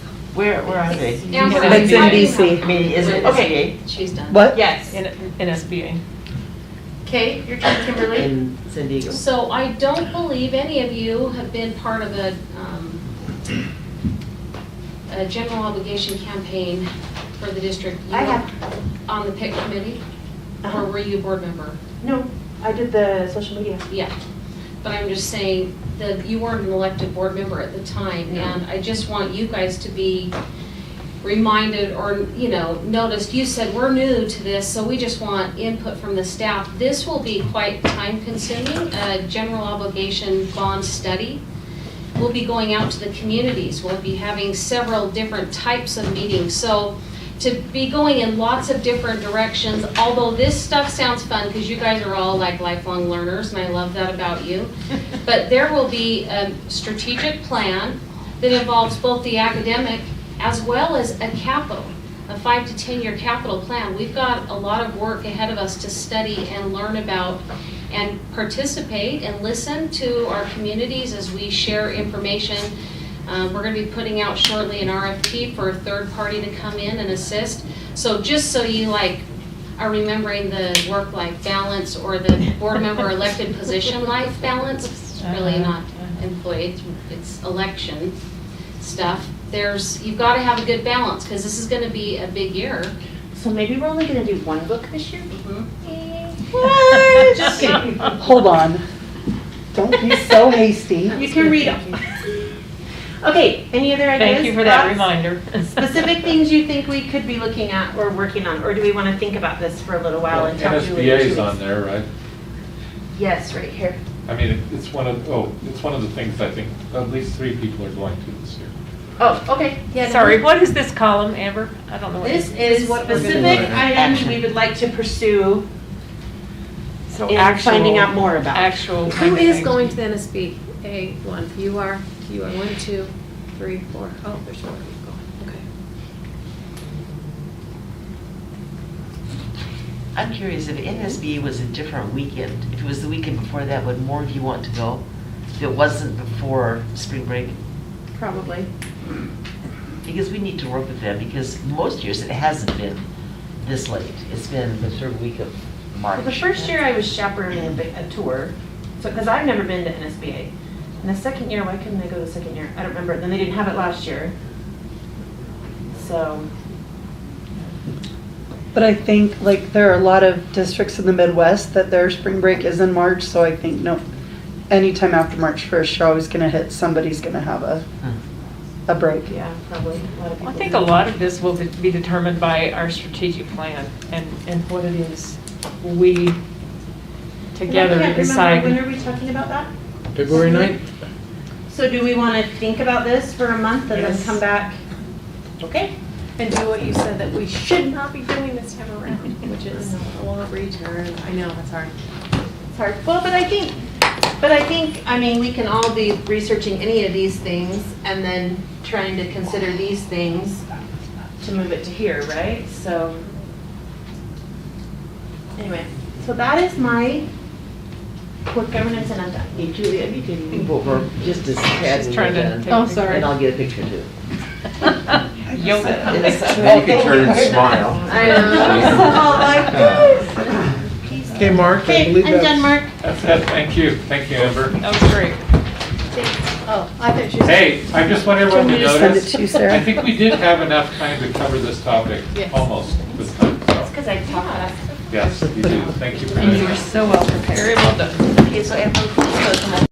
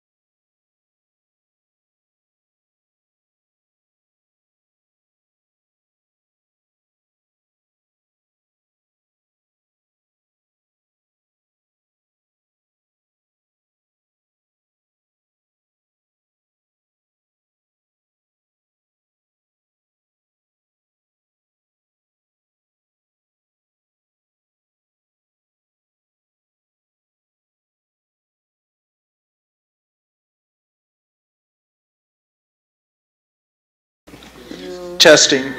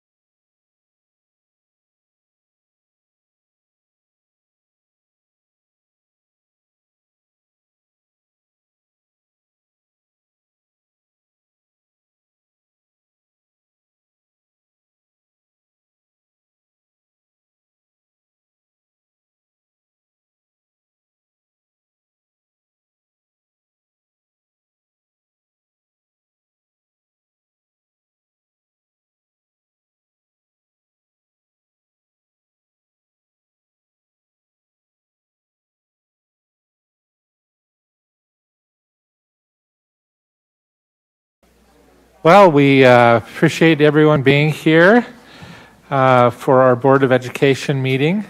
And we are going to begin with a public hearing for the boundary adjustment of Aspen, Linden Elementary, and Ridgeline Westfield Elementary. This is actually a legal requirement that we have to hold a public hearing before we make any boundary adjustments. So I am now going to declare the public hearing for the boundary adjustments of Aspen, Linden Elementary and Ridgeline Westfield Elementary open. We have a presentation. Would you like to talk about that, David, really quickly?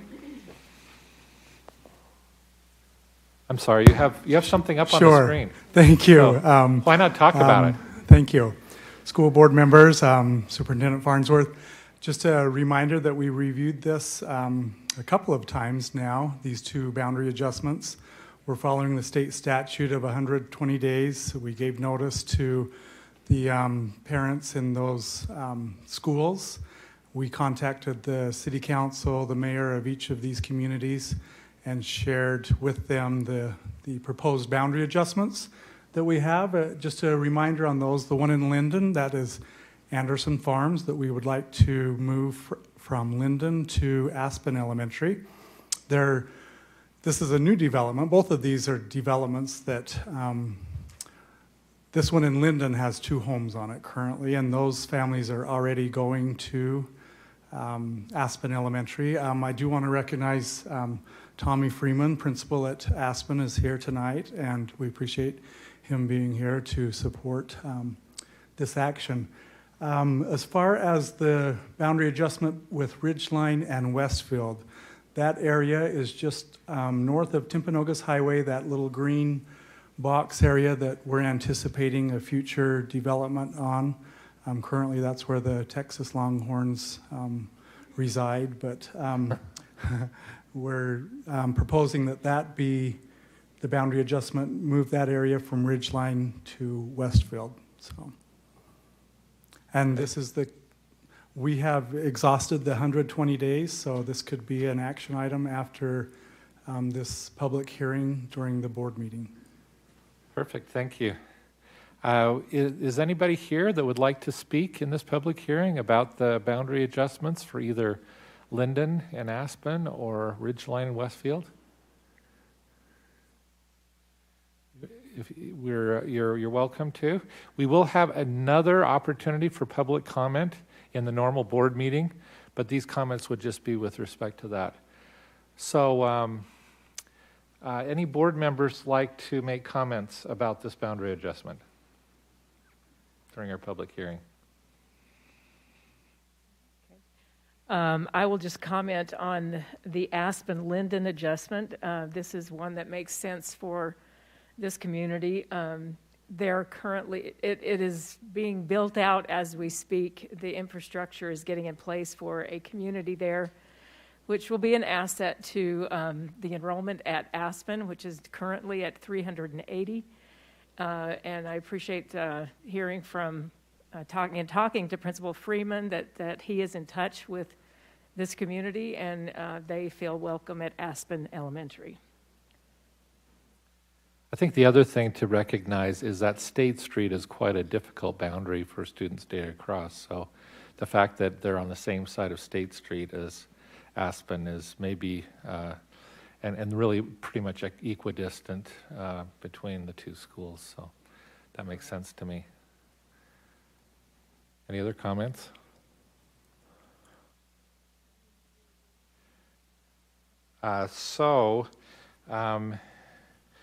I am just going to declare the public hearing closed. And I don't know if we need a motion to adjourn. I think what we're going to do is recess for 5 minutes. So you guys can all keep talking like you were doing before we started the public hearing for 5 minutes. And then we'll go ahead with our formal board meeting. So thank you for that. It's kind of a strange law. We've actually tried to figure out how to make this work without us having to break if no one wants to make public comments. But we are kind of law keepers here, and we have not found a way of keeping the law without having a little break here. So 5 minutes, and we'll be right back to starting our normal board meeting.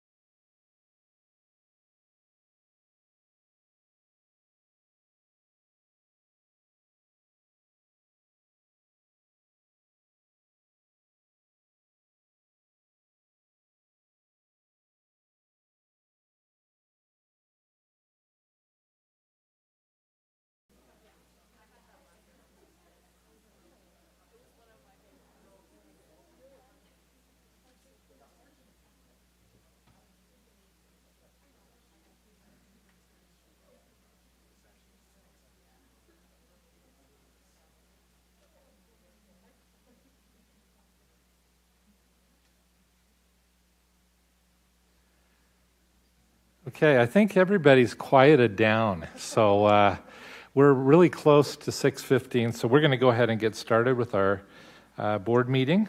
We appreciate everybody attending, particularly those who will be recognized for awards this evening. We really appreciate you and feel like you have been, hope you feel the honor that this is to be here.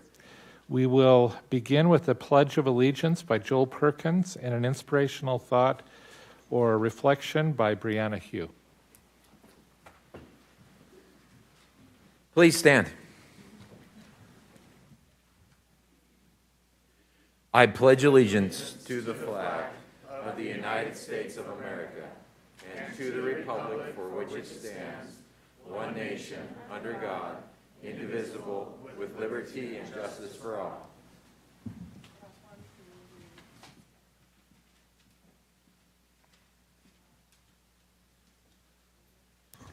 All right, so I'm going to read a poem. I hope that's okay. If not, this English teacher will just have to leave. Can't pass up the opportunity to read a poem as an English teacher. Okay, this is called Of History and Hope. It's by Miller Williams. We have memorized America, how it was born and how we have been and where. In ceremonies and silence, we say the words, telling the stories, singing the old songs. We like the places they take us. Well, mostly we do. The great and all the anonymous dead are there. We know the sounds of all the sounds we brought, the rich taste of it on our tongues, but where are we going to be? Who are we going to be, and why? The dead want to know. We mean to be the people we meant to be from the beginning, to keep going where we meant to go. But how do we fashion this future? Who can say how except in the minds of those who will call it? It's the children, the children. Who were many people coming together cannot become one without falling apart. Who dreamed for every child an even chance cannot let luck alone turn doorknobs. Whose law was never so much about the hand or the head, but always about the heart.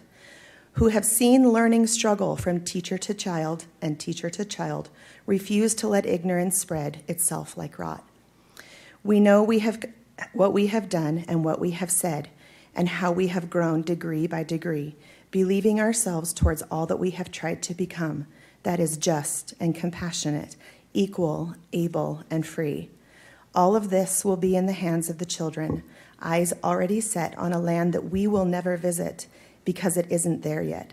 But looking through the eyes of the children, we can see what our long gift to them will be. If we can truly remember, they will not forget. Thank you. That was perfect. We'll now have some recognitions. And What Matters Most Award by Ada Wilson, and then Julie King will do the FCCLA recognitions. And Julie and Amber, I think, are going to combine on this College Savings Scholarship. Sorry. It's my privilege to introduce to you 4 young people from the Mountain View High School community who are featured on our All About Alpine magazine this month, because they are an example of what matters most in our community. Could I have Bruins, Caleb Stay, Kylie Campbell, William Thompson, and Amelia Beerson? Could you come front and center up on top here while we talk about you? The recipients of January's What Matters Most Award are the presidency members of the Bruin Classies Club at Mountain View High School. The club was created to support groups at the school who don't typically have a cheering section, especially in the performing and fine arts. The club also advertises upcoming productions and performances. Club President Caleb Stay says, "Nothing is more discouraging than to work hard preparing for a performance and not have many people in the audience." Mountain View principal, who I'd also like to have come forward, Mike Erickson, says, "Whether it be in the performing arts or fine arts, the Classies are there to make sure that all of our students in these productions feel supported and loved. We love them." Let's give them a hand.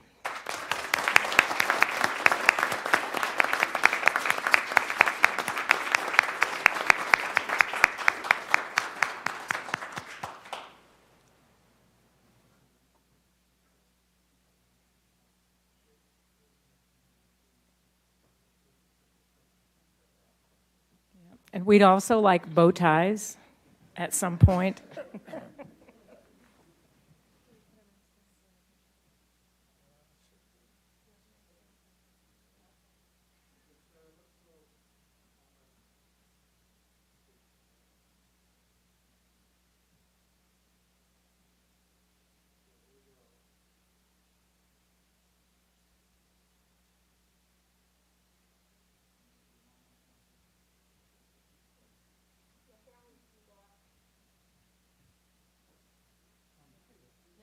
Mike.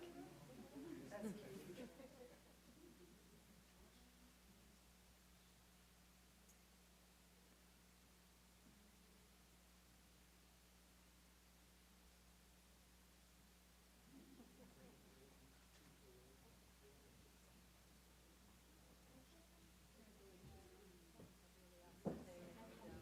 amazing. Way to Thank do you that. for your leadership. Thank you.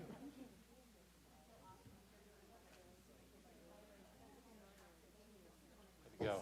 Thank you for your leadership. I love it. Good job. Good job. Congratulations. Thank you. Yeah. Great job. Well done. Thank you. Awesome.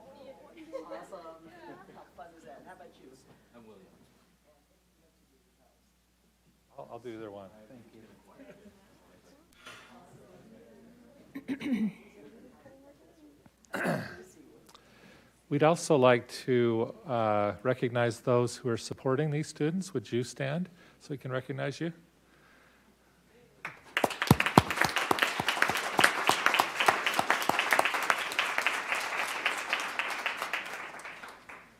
And whose mom made the bow ties?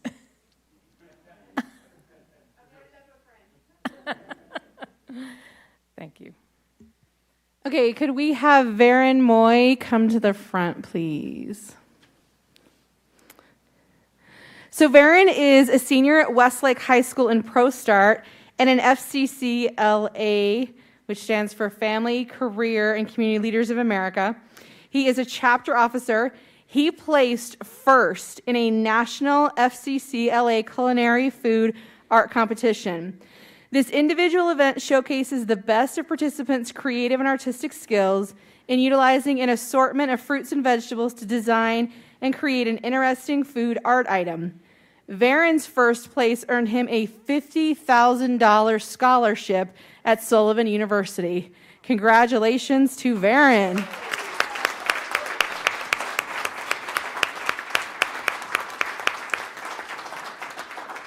And then Christian and Candace, do you guys want to come up as well?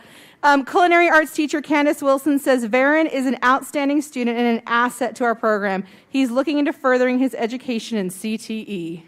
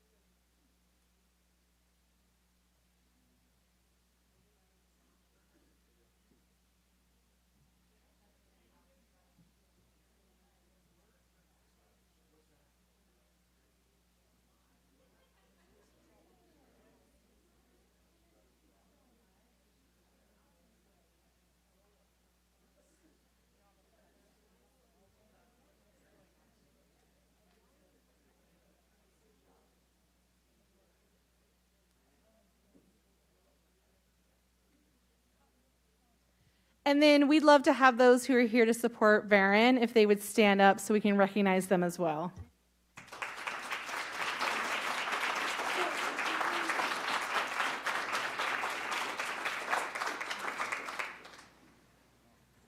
Okay, if we could have Seth Box and Lillian Larson come up.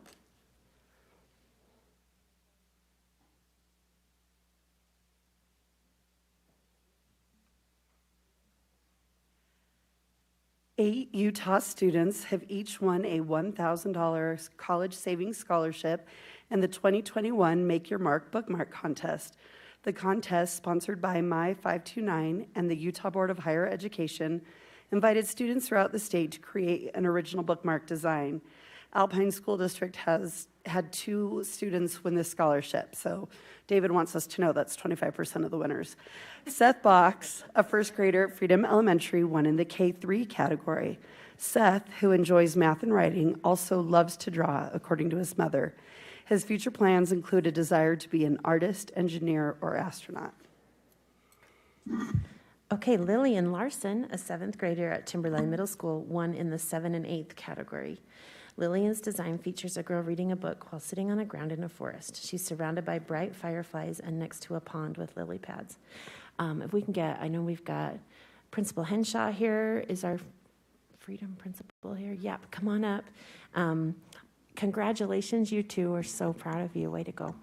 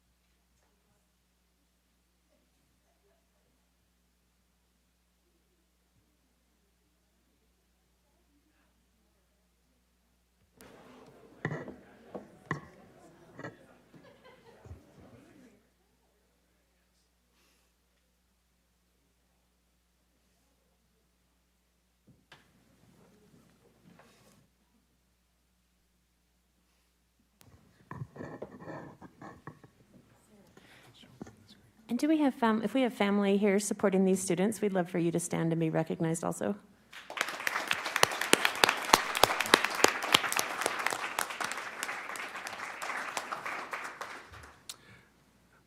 We have one more recognition that we'd like to do, and it's not on your agenda because it's all of you. January is National School Board Appreciation Month. And so we just wanted to take the opportunity to thank all of you board members for what you do for Alpine School District, all of the students and parents and the communities that we serve in Alpine School District. And we also want to let the public know that besides being board members, you are amazing humans. And so we contacted someone who knows you for some information. So we'd like to just share that information, and it's not Kimberly's or my fault. It's the person who wrote it, okay? So here we go. We're going to start with Stacy Bateman. So Stacy, as you know, Stacy is an open book. She is happy to open her heart and soul to share anything in order to help almost anyone.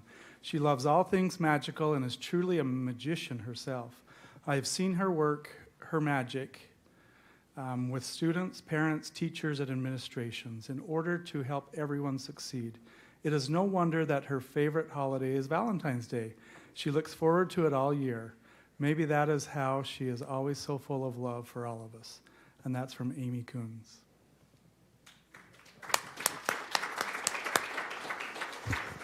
Sarah has always been the life of the party. In fact, in her earlier years, she was DJ for K96. How many of you ever listened to K96 radio? Pretty cool. She has seen every episode and can quote any part of Seinfeld. She has serious decorating skills and can beautify pretty much anything. Don't ever ask Sarah to do math because it is her one imperfection. Sarah is loyal to her family, friends, responsibilities, and God. And that was by Eliza, her daughter.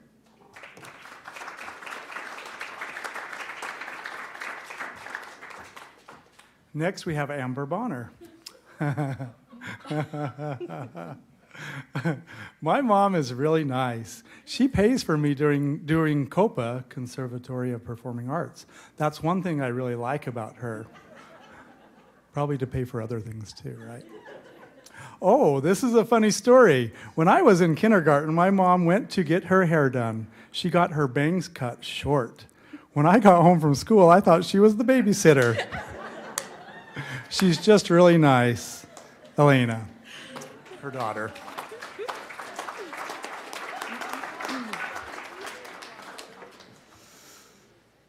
I do have to say she asked me for months after that if she could also have bangs.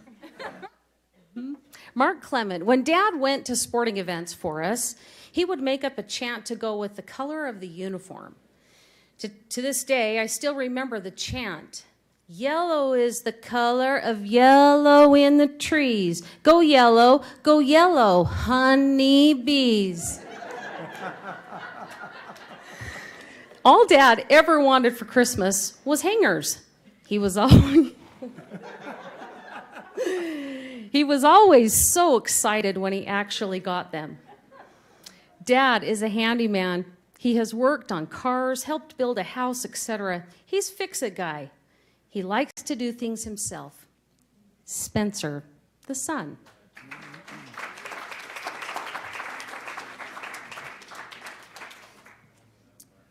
Okay, next we have Sarah Hacken. Sarah loves nutcrackers, and she has over 100 in her collection. Her most recent nutcracker is a Coca-Cola one, straight from Atlanta headquarters. When Sarah was in high school, she worked for a doctor and helped him with autopsies. If you ask her what that was like, she might say, "Remains to be seen." Kristen.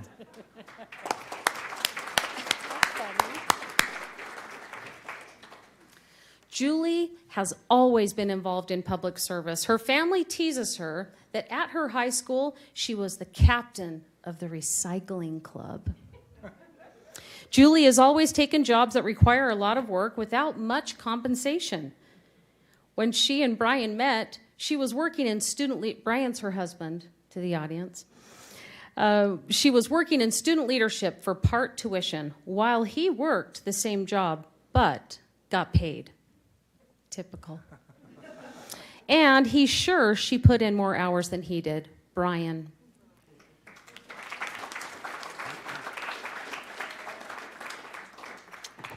And Ada Wilson.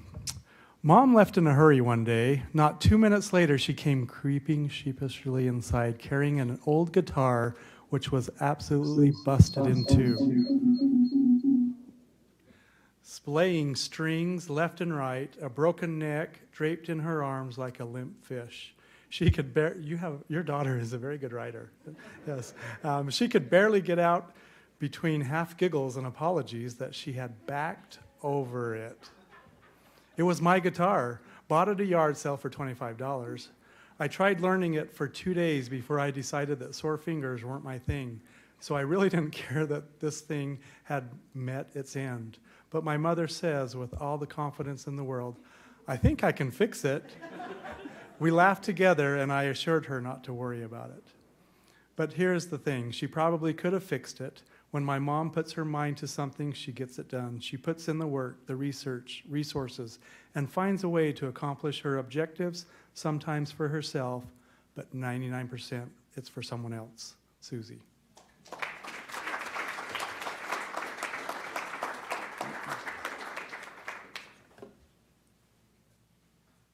So thanks again, board members, for all you do, and we are glad that January is National School Board Appreciation Month. Thank you. That was very kind. And I think not as embarrassing as it could have been. So there you go. We will now move to our next agenda item, which is community comments. For those of you who have come for recognitions, it is perfectly polite to leave at this point. That is what most people do, so you're welcome to go. We appreciate you being here and are very thankful for your wonderful students and all they've done. So thank you. And the people who are here for the remainder of the board meeting, you're welcome to move a little up forward if you would like as we get into the community comments part of our meeting. So we don't have any, right? It appears that we do not have anyone who signed up for community comments. Is there anybody who would like to make a comment in the audience? We want to make sure that's not so. That does not appear to be the case. So let's go ahead and move on to the next point. We have a need for a motion to approve the minutes. I move that we approve the minutes. Second. We have a motion and a second. Is there any discussion? Not. All in favor say aye. Aye. Any opposed? The motion passes. We also have claims. Yes, board members, appreciate being with you this evening, and I would recommend that you accept the claims for the month. I move that we accept the claims. I second it. I have a motion from Ada, a second from Sarah. Any discussion on claims? All in favor say aye. Aye. Any opposed? Motion passes. Ready to move on to routine business. Board members, I recommend that you approve the routine business for the month, which includes our budget summary, the Alpine Foundation Board summary, the personnel hiring and releases, LEA-specific license, and student trip requests. I move that we accept the routine business. Second. A motion from Sarah, a second from Stacy. Any discussion? Seeing none, all in favor say aye. Aye. Any opposed? The motion passes. Okay, our first action item is the approval of the boundary adjustment that was displayed earlier. Appreciate David Stevenson and his work in advising the public, making them aware of that, and going through that 120-day process. But we would recommend that you approve the adjustment to the Aspen Linden Elementary boundaries. Is there a motion?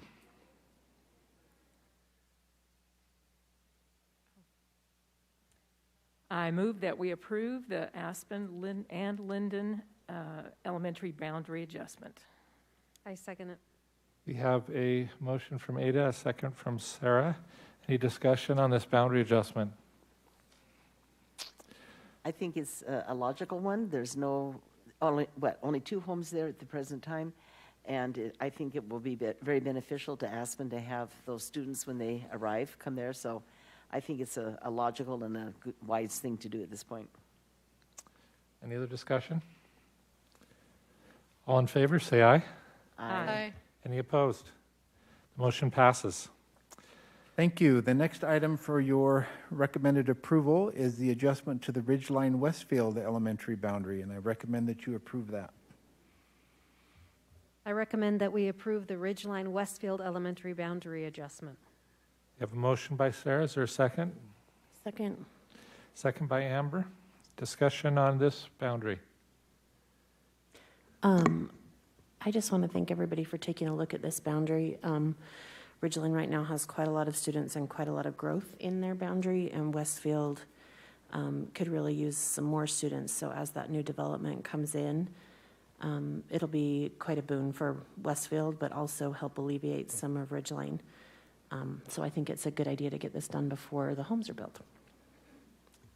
And I appreciate, the work of board members to spot these kind of things before they have homes there built there, because that makes a huge difference. Any other discussion? Okay, all in favor of this motion, say aye. Aye. Any opposed? Motion passes. Thank you. Next action item is Resolution 2022-001, authorizing the property purchase of approximately 11.9 acres located in Linden, Utah. In your board documents, you had the purchase agreement, a write-up of that, and we recommend that you authorize the purchase of that property. Do I hear a motion? I move to approve resolution 2022-001, authorizing property purchase in Linden, Utah. I'll second it. I have a motion from Amber, a second from Sarah. Any discussion?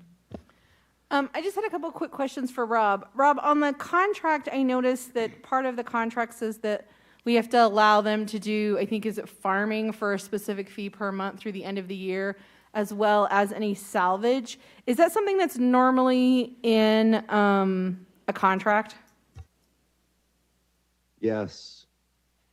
Two reasons. One, we don't want to do weed control or have to get in and take care of the property. We don't have staff to do that. So having a farmer continue to farm that land helps us out. And salvage has always been something that we've been open. Most recently that was done with the acquisition of property in Lehigh, where they had the mink farms and want to salvage those types of things from their property. Okay, thank you for that clarification. Other discussion? I, again, would like to compliment our staff for spotting property where we know we're going to need schools in the future, and it's always a challenge to get them while the property values are low. I'm not sure we did that in this case, but probably lower than they will be if we wait longer. So let's see. I guess we're just ready to vote then on this. Actually, Mark, can I make one more comment? Sorry, I forgot to. I thought about this earlier that I wanted to. I think a lot of times when we're banking property for future building or future growth or whatever, a lot of times there's a dynamic where there's an assumption that that only happens on the west side. And just to clarify, this is a property that we're purchasing in Linden because we're not just looking at one area. We're constantly evaluating based on projections and building needs. So just to make our public aware that this is something that we're specifically land banking for future usage that actually is on the east side because we're making sure that we take into account all 14 municipalities when we're looking at the needs of the district. Excellent point. Other discussion? Okay. Seeing none, all in favor say aye. Aye. Any opposed? The motion passes. Thank you. To help pay for that property, we're going to sell off a vehicle. So our last resolution action item is Resolution 2022-002. We're requesting authorization to declare a vehicle in excess for disposition. That's a 2004 Chevy 3500 truck. Has about 170,000 miles on it, and we are ready to dispose of that. We would recommend your approval. I move that we approve Resolution 2022-002, authorizing one vehicle declared excess for disposition. I second it. Let's let it rest in peace. Hey, I also have a 1984 Delta 88 that is about to be disposed of because I don't want to fix it anymore. So maybe they can join each other in the afterworld. Any discussion on Resolution 2022-2? Okay, all in favor say aye. Aye. Any opposed? The motion passes. President Clement, do you have who made the motion on the Resolution 2022-001? It was a motion by Amber and a second by Sarah.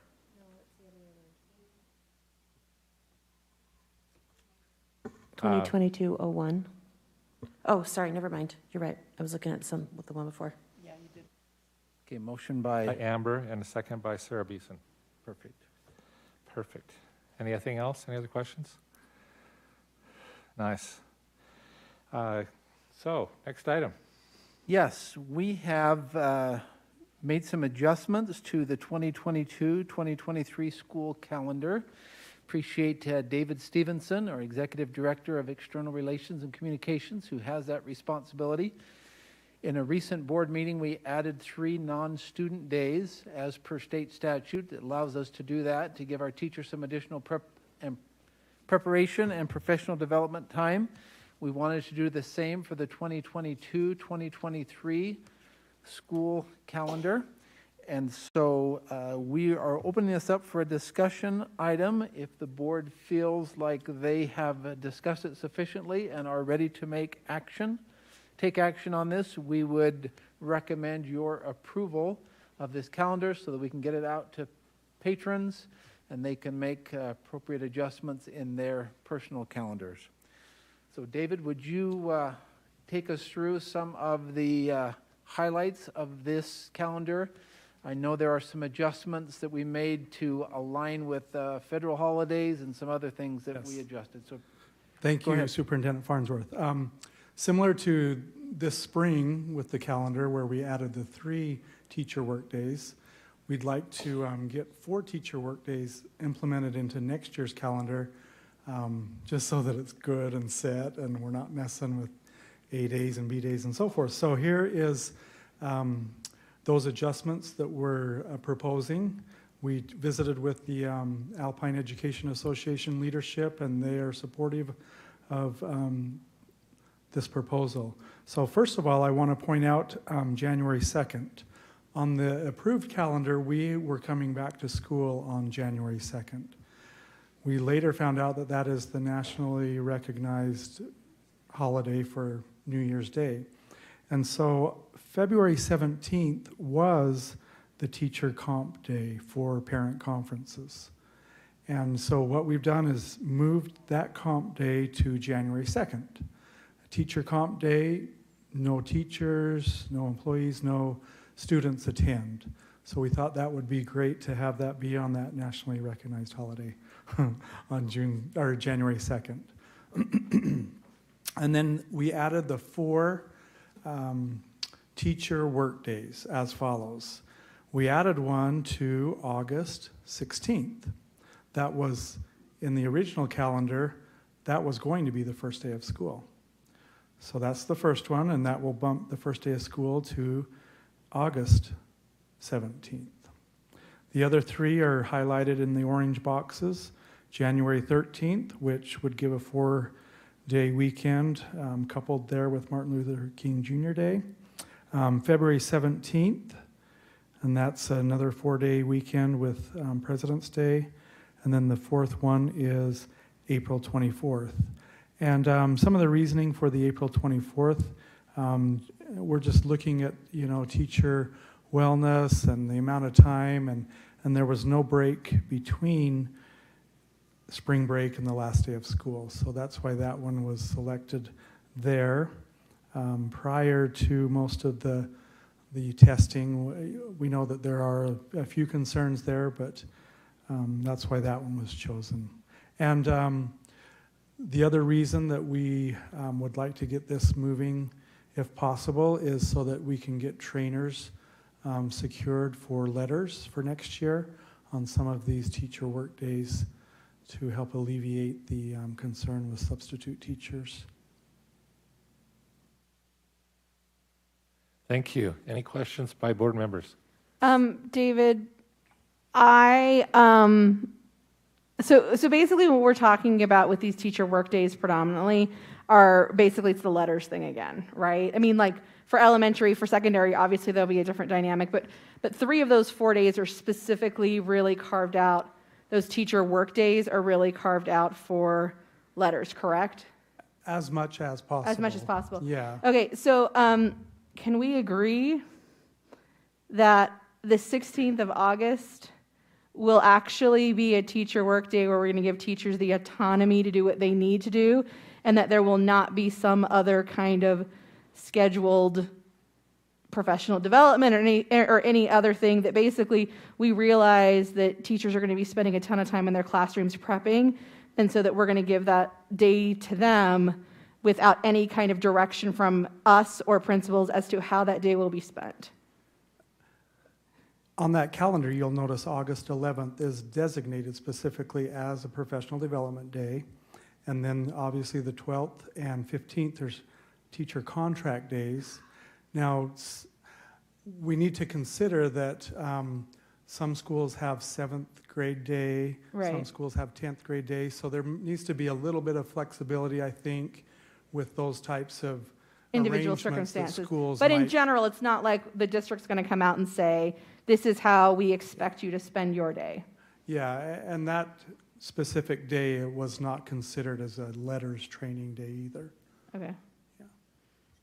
So I've heard from a few, well, more than a few people, teachers who, and I know you've worked with leadership, and I did communicate that back, but and so this is, I guess, for future information, that they would love for January 2nd to be a teacher work day and to have the 13th be just a personal day And the reasoning behind that just being that to give them a chance after the break to get in their classroom and do work. And I know the thought process is that most people would like to still have that as part of Christmas break.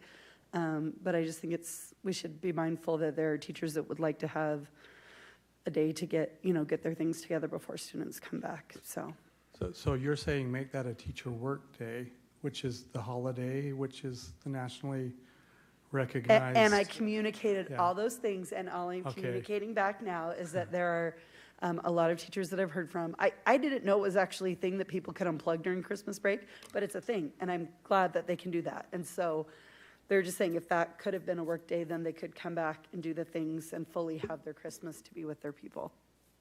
Is it possible that they may have meant January 3rd and not January 2nd?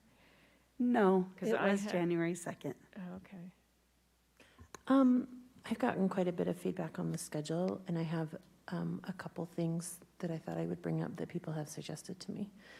The first one is the April date on the 24th. A lot of people have suggested making that day on the 10th instead, for a couple of reasons. First of all, AP teachers are concerned that that will eat into their review time since AP tests start the next week. But also I had a couple of teachers tell me that if we were to move that to the 10th, then they wouldn't be doing teacher prep kinds of things over spring break. They could really take the whole week off and then use Monday to prep. So that was the first one.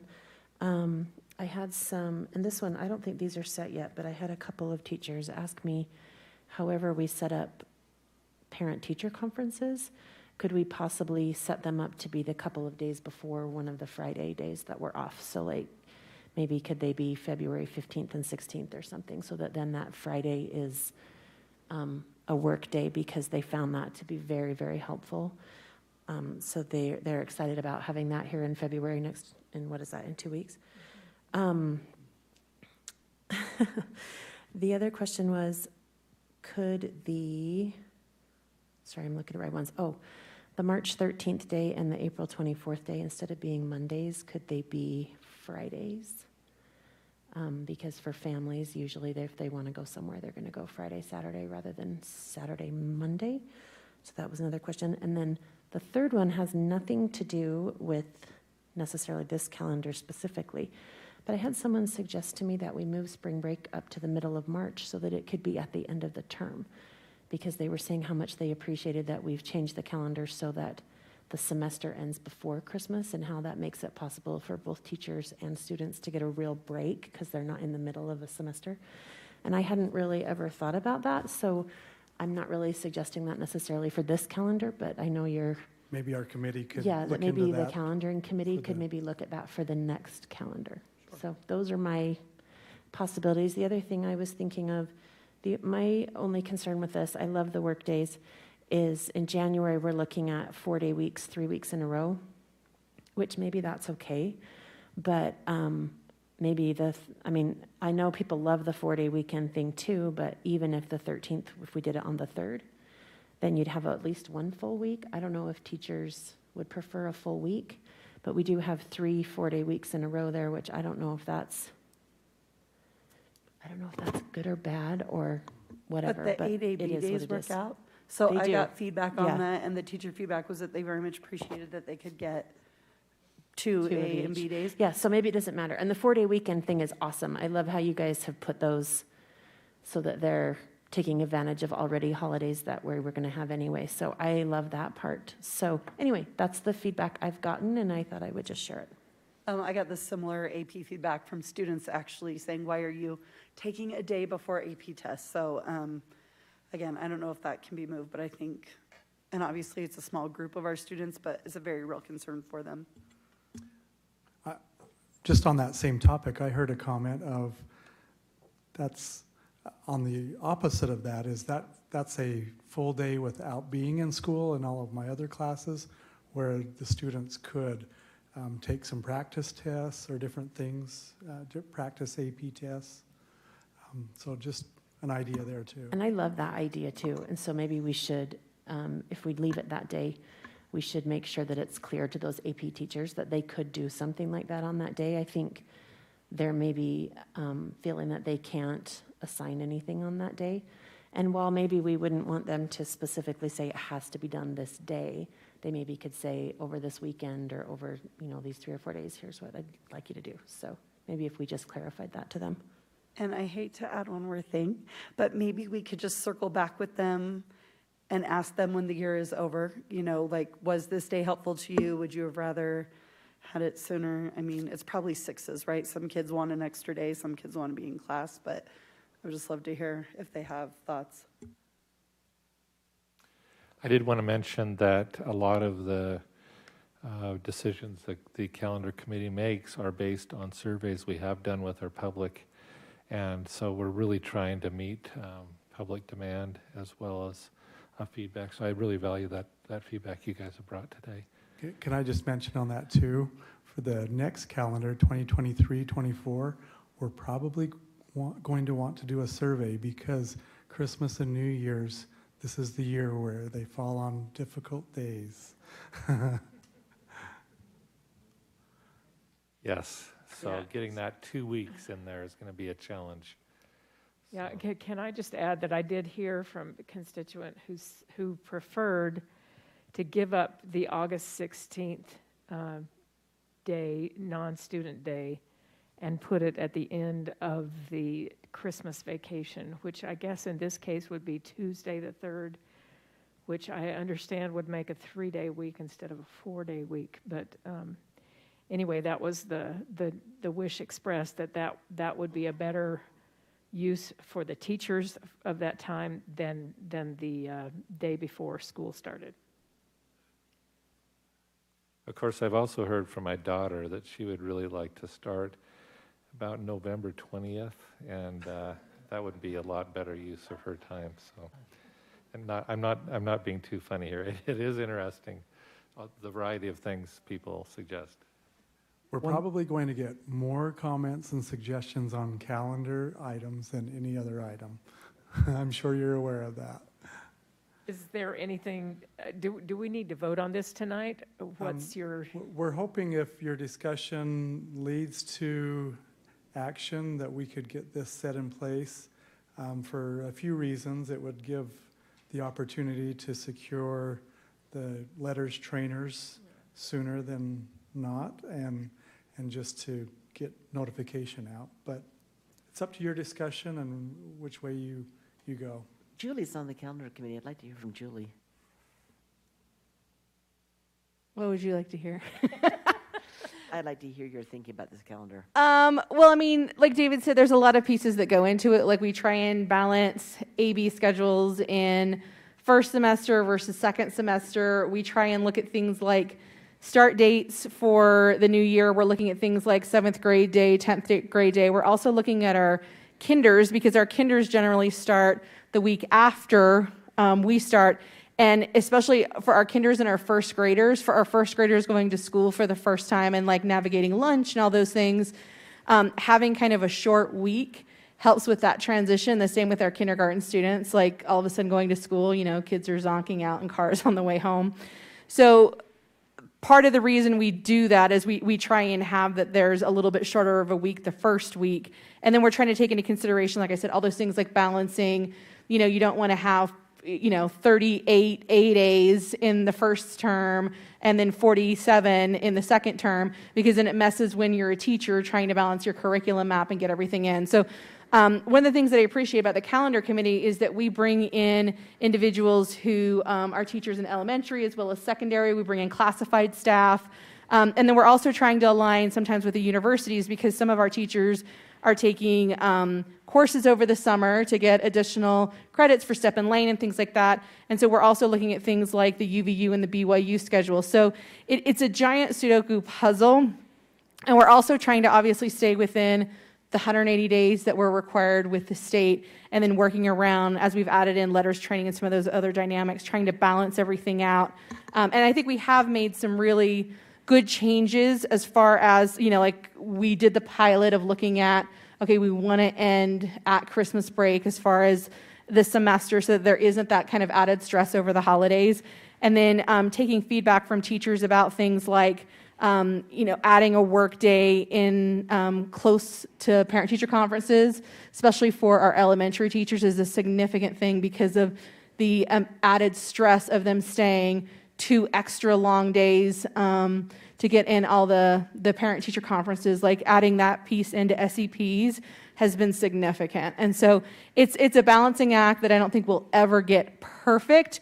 And the thing is, too, people want to start, realistically, people want to start after Labor Day and end before Memorial Day, but that math doesn't add up with the requirements with the state and other things. So that's why we look at sometimes doing the earlier start in August and then being, cognizant of trying to keep it a shorter week. David, can I ask a question? Do we anticipate making the last day of the term minimal day again this next year?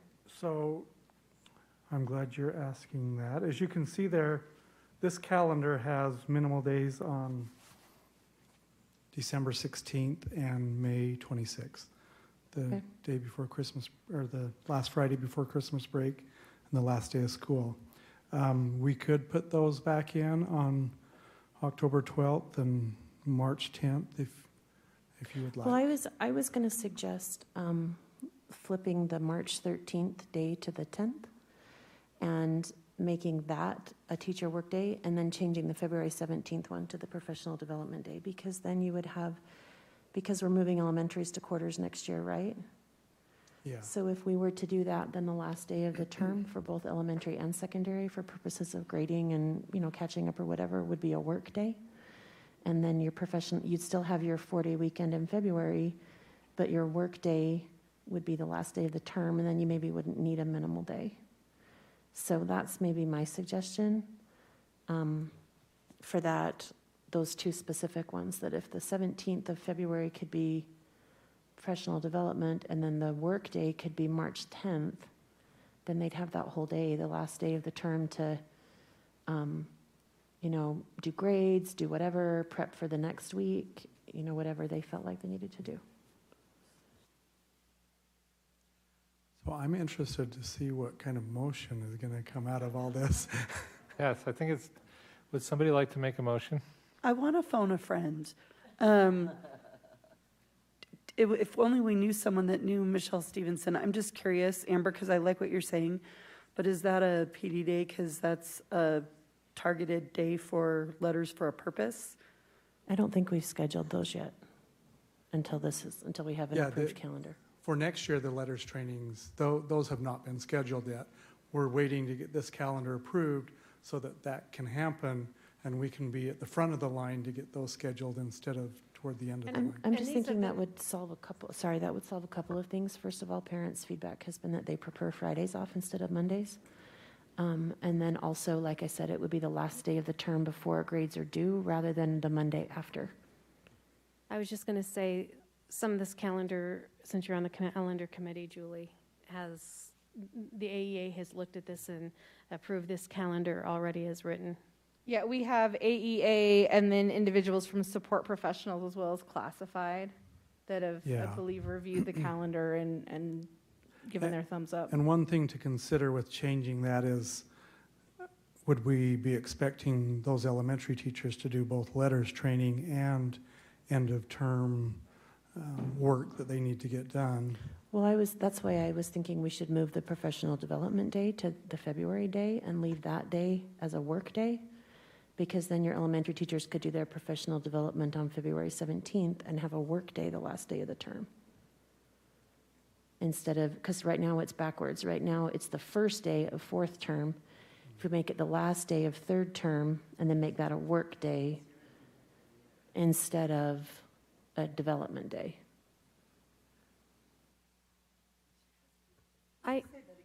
Okay, so my thought was, right now, February 17th is a work day.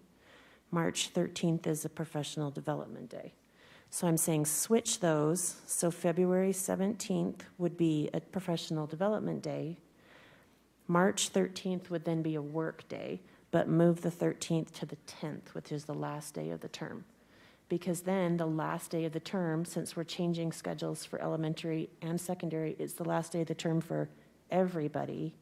They would all have a work day on the last day of 3rd term. Which, is what I'm referring to when I say, then we're telling elementary teachers, you've got to do letters training, and you're going to have to do your end of Well, but this year with the 4 grades. days, we've given them 2 work days and 2 PD days, right? So I'm just assuming that at least a couple of these work days are going to be work days and a couple are going to be PD days.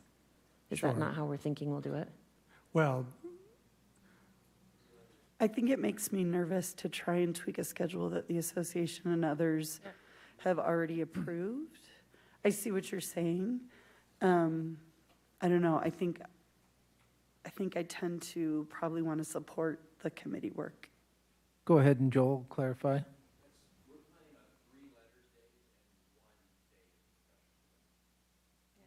Three, no.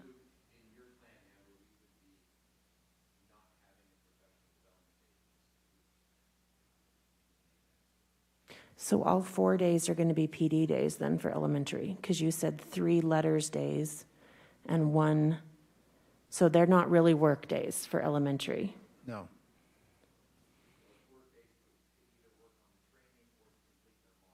Yeah, it's not teacher-directed days. They are directed as to what they are doing those days. Okay, that's not what my understanding of what a work day was, and so I'm a little, I don't love it. I'd rather give them at least a couple of days to just get done what they need to get done. Yes, do we have a motion? I'll move that we approve the 2022-2023 calendar. I'll second it. Have a motion, a second. Let's go to discussion. First Julie and then Sarah. I think we've talked kind of about all the pieces or whatever, and I think there is a little bit of confusion because I think we sometimes interchangeably use teacher work day or PD day or whatever, and I think that's maybe where some of the confusion is because, yeah, from my understanding, we had 3 letters trainings days scheduled this year, right, like that we added in or whatever, and that we're talking about next year basically mirroring the same thing with 3 letters training days and then whether that's PD or whatever, like however that's chosen, whether it's through the district or modules or a principal or whatever. So I think that's maybe where some of the confusions come in, is because I think we're using terminology that we're not all using in the same definition of the terminology, which I think is where it's kind of a little bit wonky. Sarah? Oh, I think it's just for, I guess, our knowledge for our public is that all of us work on separate committees, and Julie's on our calendar committee, and I think we can trust our committee that they have looked through all of this. We've had our administration working together with board members, with unions, just looking at all of this put together. I think it's great to discuss, but I think we can trust that Julie has looked at this upside down, backwards, inside and out, and sideways. So I think we're good to go. So I would just like to say that I don't like categorizing this as a trust issue, because I am absolutely convinced that our calendaring committee has looked at all of the options, but the reality is that sometimes an idea comes up that you didn't look at before, and that doesn't have anything to do with trust. However, this is a discussion action item. It's not necessarily only an action item, which means it doesn't have to be decided this evening. So I think that having teacher work days, teacher development days, minimal days, all these different days are adding up to a significant loss of instruction time. And if we're not going to have minimal days on the end of the term, that does put a big load on them. I know I've heard from a lot of teachers that they prefer minimal days. They like those on the end of the term, that it helps them get their stuff done. And so that's the problem that I was trying to solve, and obviously it's an option that has not been proposed to anyone else yet. So I don't think it's a trust issue to say, here's an idea I had. I think it's just an idea. However, like I said, this wasn't part of our action items and could be discussed longer if we wanted. So I don't think there's a rush to get it through. So those are my thoughts. I have a question. If we made a substitute motion to make the end of quarter days minimal days, would we still be in compliance with all the things we need to be in compliance for? I would be hesitant. I think we've taken the 4 days that they give us. If we take minimal days typically a day has to have a certain hour requirement for it to count as a full day. So we would need to look at that to say if we're taking those 4 days, non-student days, and we're adding additional days that don't count towards 180, we would need to make sure that we meet a certain hour requirement to qualify for those. Okay. Those to qualify as 180, part of the 180.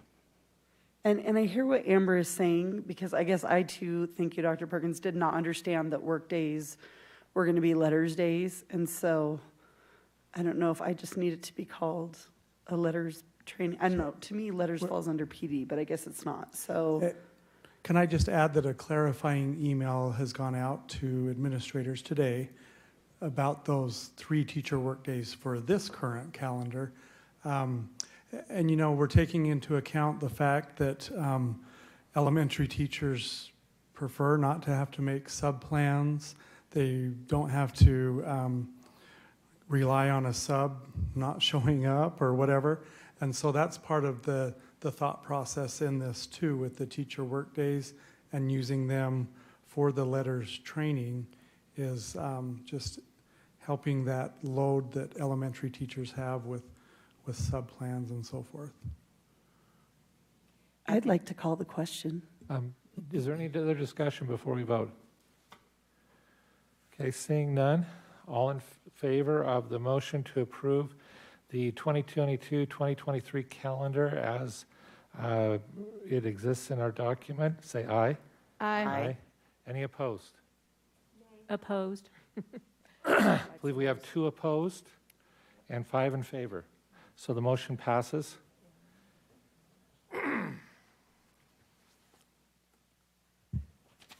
The last item that we have on the agenda before board member reports and information items is our membership report. That was from December.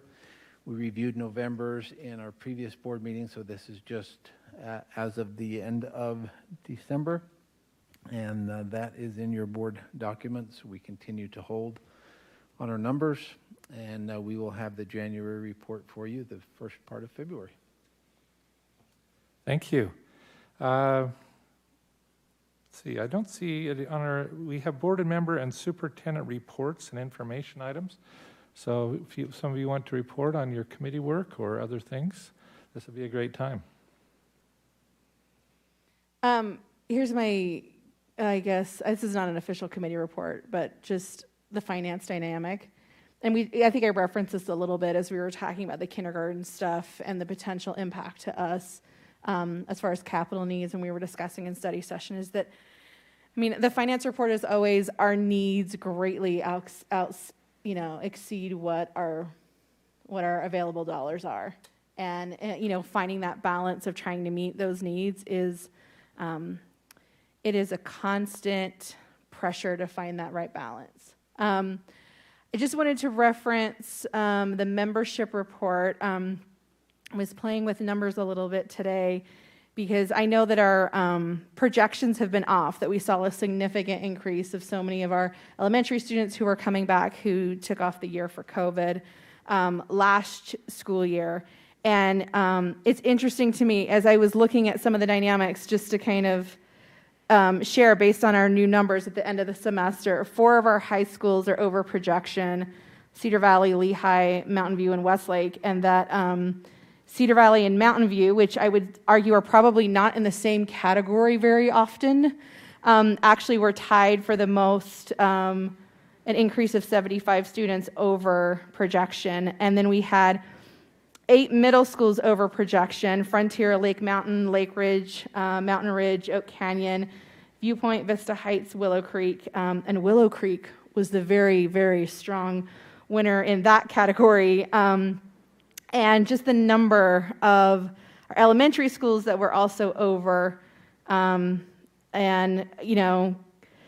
I know that we're talking about these things in finance as well as capital planning, but when I'm looking at things like Dry Creek and Eagle Valley, Mountain Trails, North Point, Thunder Ridge, and Trailside, like the amount of, all of those schools had triple-digit increases over what our projections were, which is a significant hardship for the staff in those buildings as well as our administrators. And so I just wanted to acknowledge that and also express my gratitude for all of those individuals. I think this has been an extremely complicated and hard year, and I am just extremely grateful. I know that we have administrators in every school that are understaffed, and everybody's doing jobs not in their job description and going above and beyond. And so I just want to extend my gratitude to everyone. From I had an assistant principal who was helping with nutrition today, and then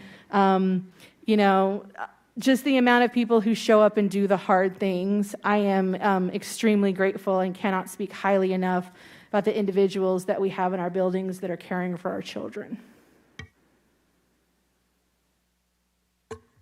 Just a report from our communication group. We had Tyler from Alpine Foundation come into the communications committee meeting today and share a possible solution for our handout flyer epidemic. I don't even know what to call it, but it's really awesome. And I don't know if board members have heard of Peach Jar, but essentially you may have seen it at USBA, but it enables school districts and parent groups to send information to parents. And so instead of your child coming home with, you have 4 kids and this one has, a backpack full of flyers and handouts from the school and this kid and this kid and this kid, it's all put together in one, so parents are able to click on the website and they can see if it's something from the community or something from the school, and they're able to control what they see, so they can find out if a lot of those flyers that come home is something that they would be interested in. And I like this idea, because if you've ever had kids that come home and you say, can you give me everything that's in your backpack? And typically there's about 4 flyers that are stuck at the bottom that are wadded at the very, very bottom, and you don't know. Or you're at the store and you're like, wasn't there something going on where you're supposed to buy something or donate something? This can all be done with your phone. It saves paper, and probably the best part about it is it's free. And so this is an opt-in program for our schools to be able to see if this is something that they would be interested in. As a mother, this, I think, is a lifesaver, to be able to organize what's going on in my community and at different schools, and you can even get it so that you're getting all of those through your elementary school, junior high, and high school students all together, and so you're able to see all that. It's pretty innovative and exciting, and so that is something that our district is going to try. Okay, just call your attention. David's got it up. If you look at it right now, this is from Adams Elementary in another district. But if you look, the kinds of things they put on Peach Jar can be commercial flyers that they occasionally ask us to send out, or it could be notices of sports events or registrations. It could be PTA newsletters. It could be all kinds of things that we ask kids. So if you look on this one, they have community school kids classes, and then they have a newsletter on here. Then they have a hunger-free family event, girls' spring run. So there's all kinds of things that they ask us to send out flyers for. And this would eliminate all of that, and parents can choose, just click on the ones they want. They'll be there electronically, and they know where they're at for future reference, like, oh, when was that blood drive I wanted to contribute or something, whatever it is. So that's one advantage, and it's like Sarah said, it's free. The owners of the company normally charge, what was it, a school, $25,000 a school or something? Is that what it was? And they're going to, is that right, David? If it's, oh, yeah. I'm sorry, did I say 25,000? I meant $25. And whoa.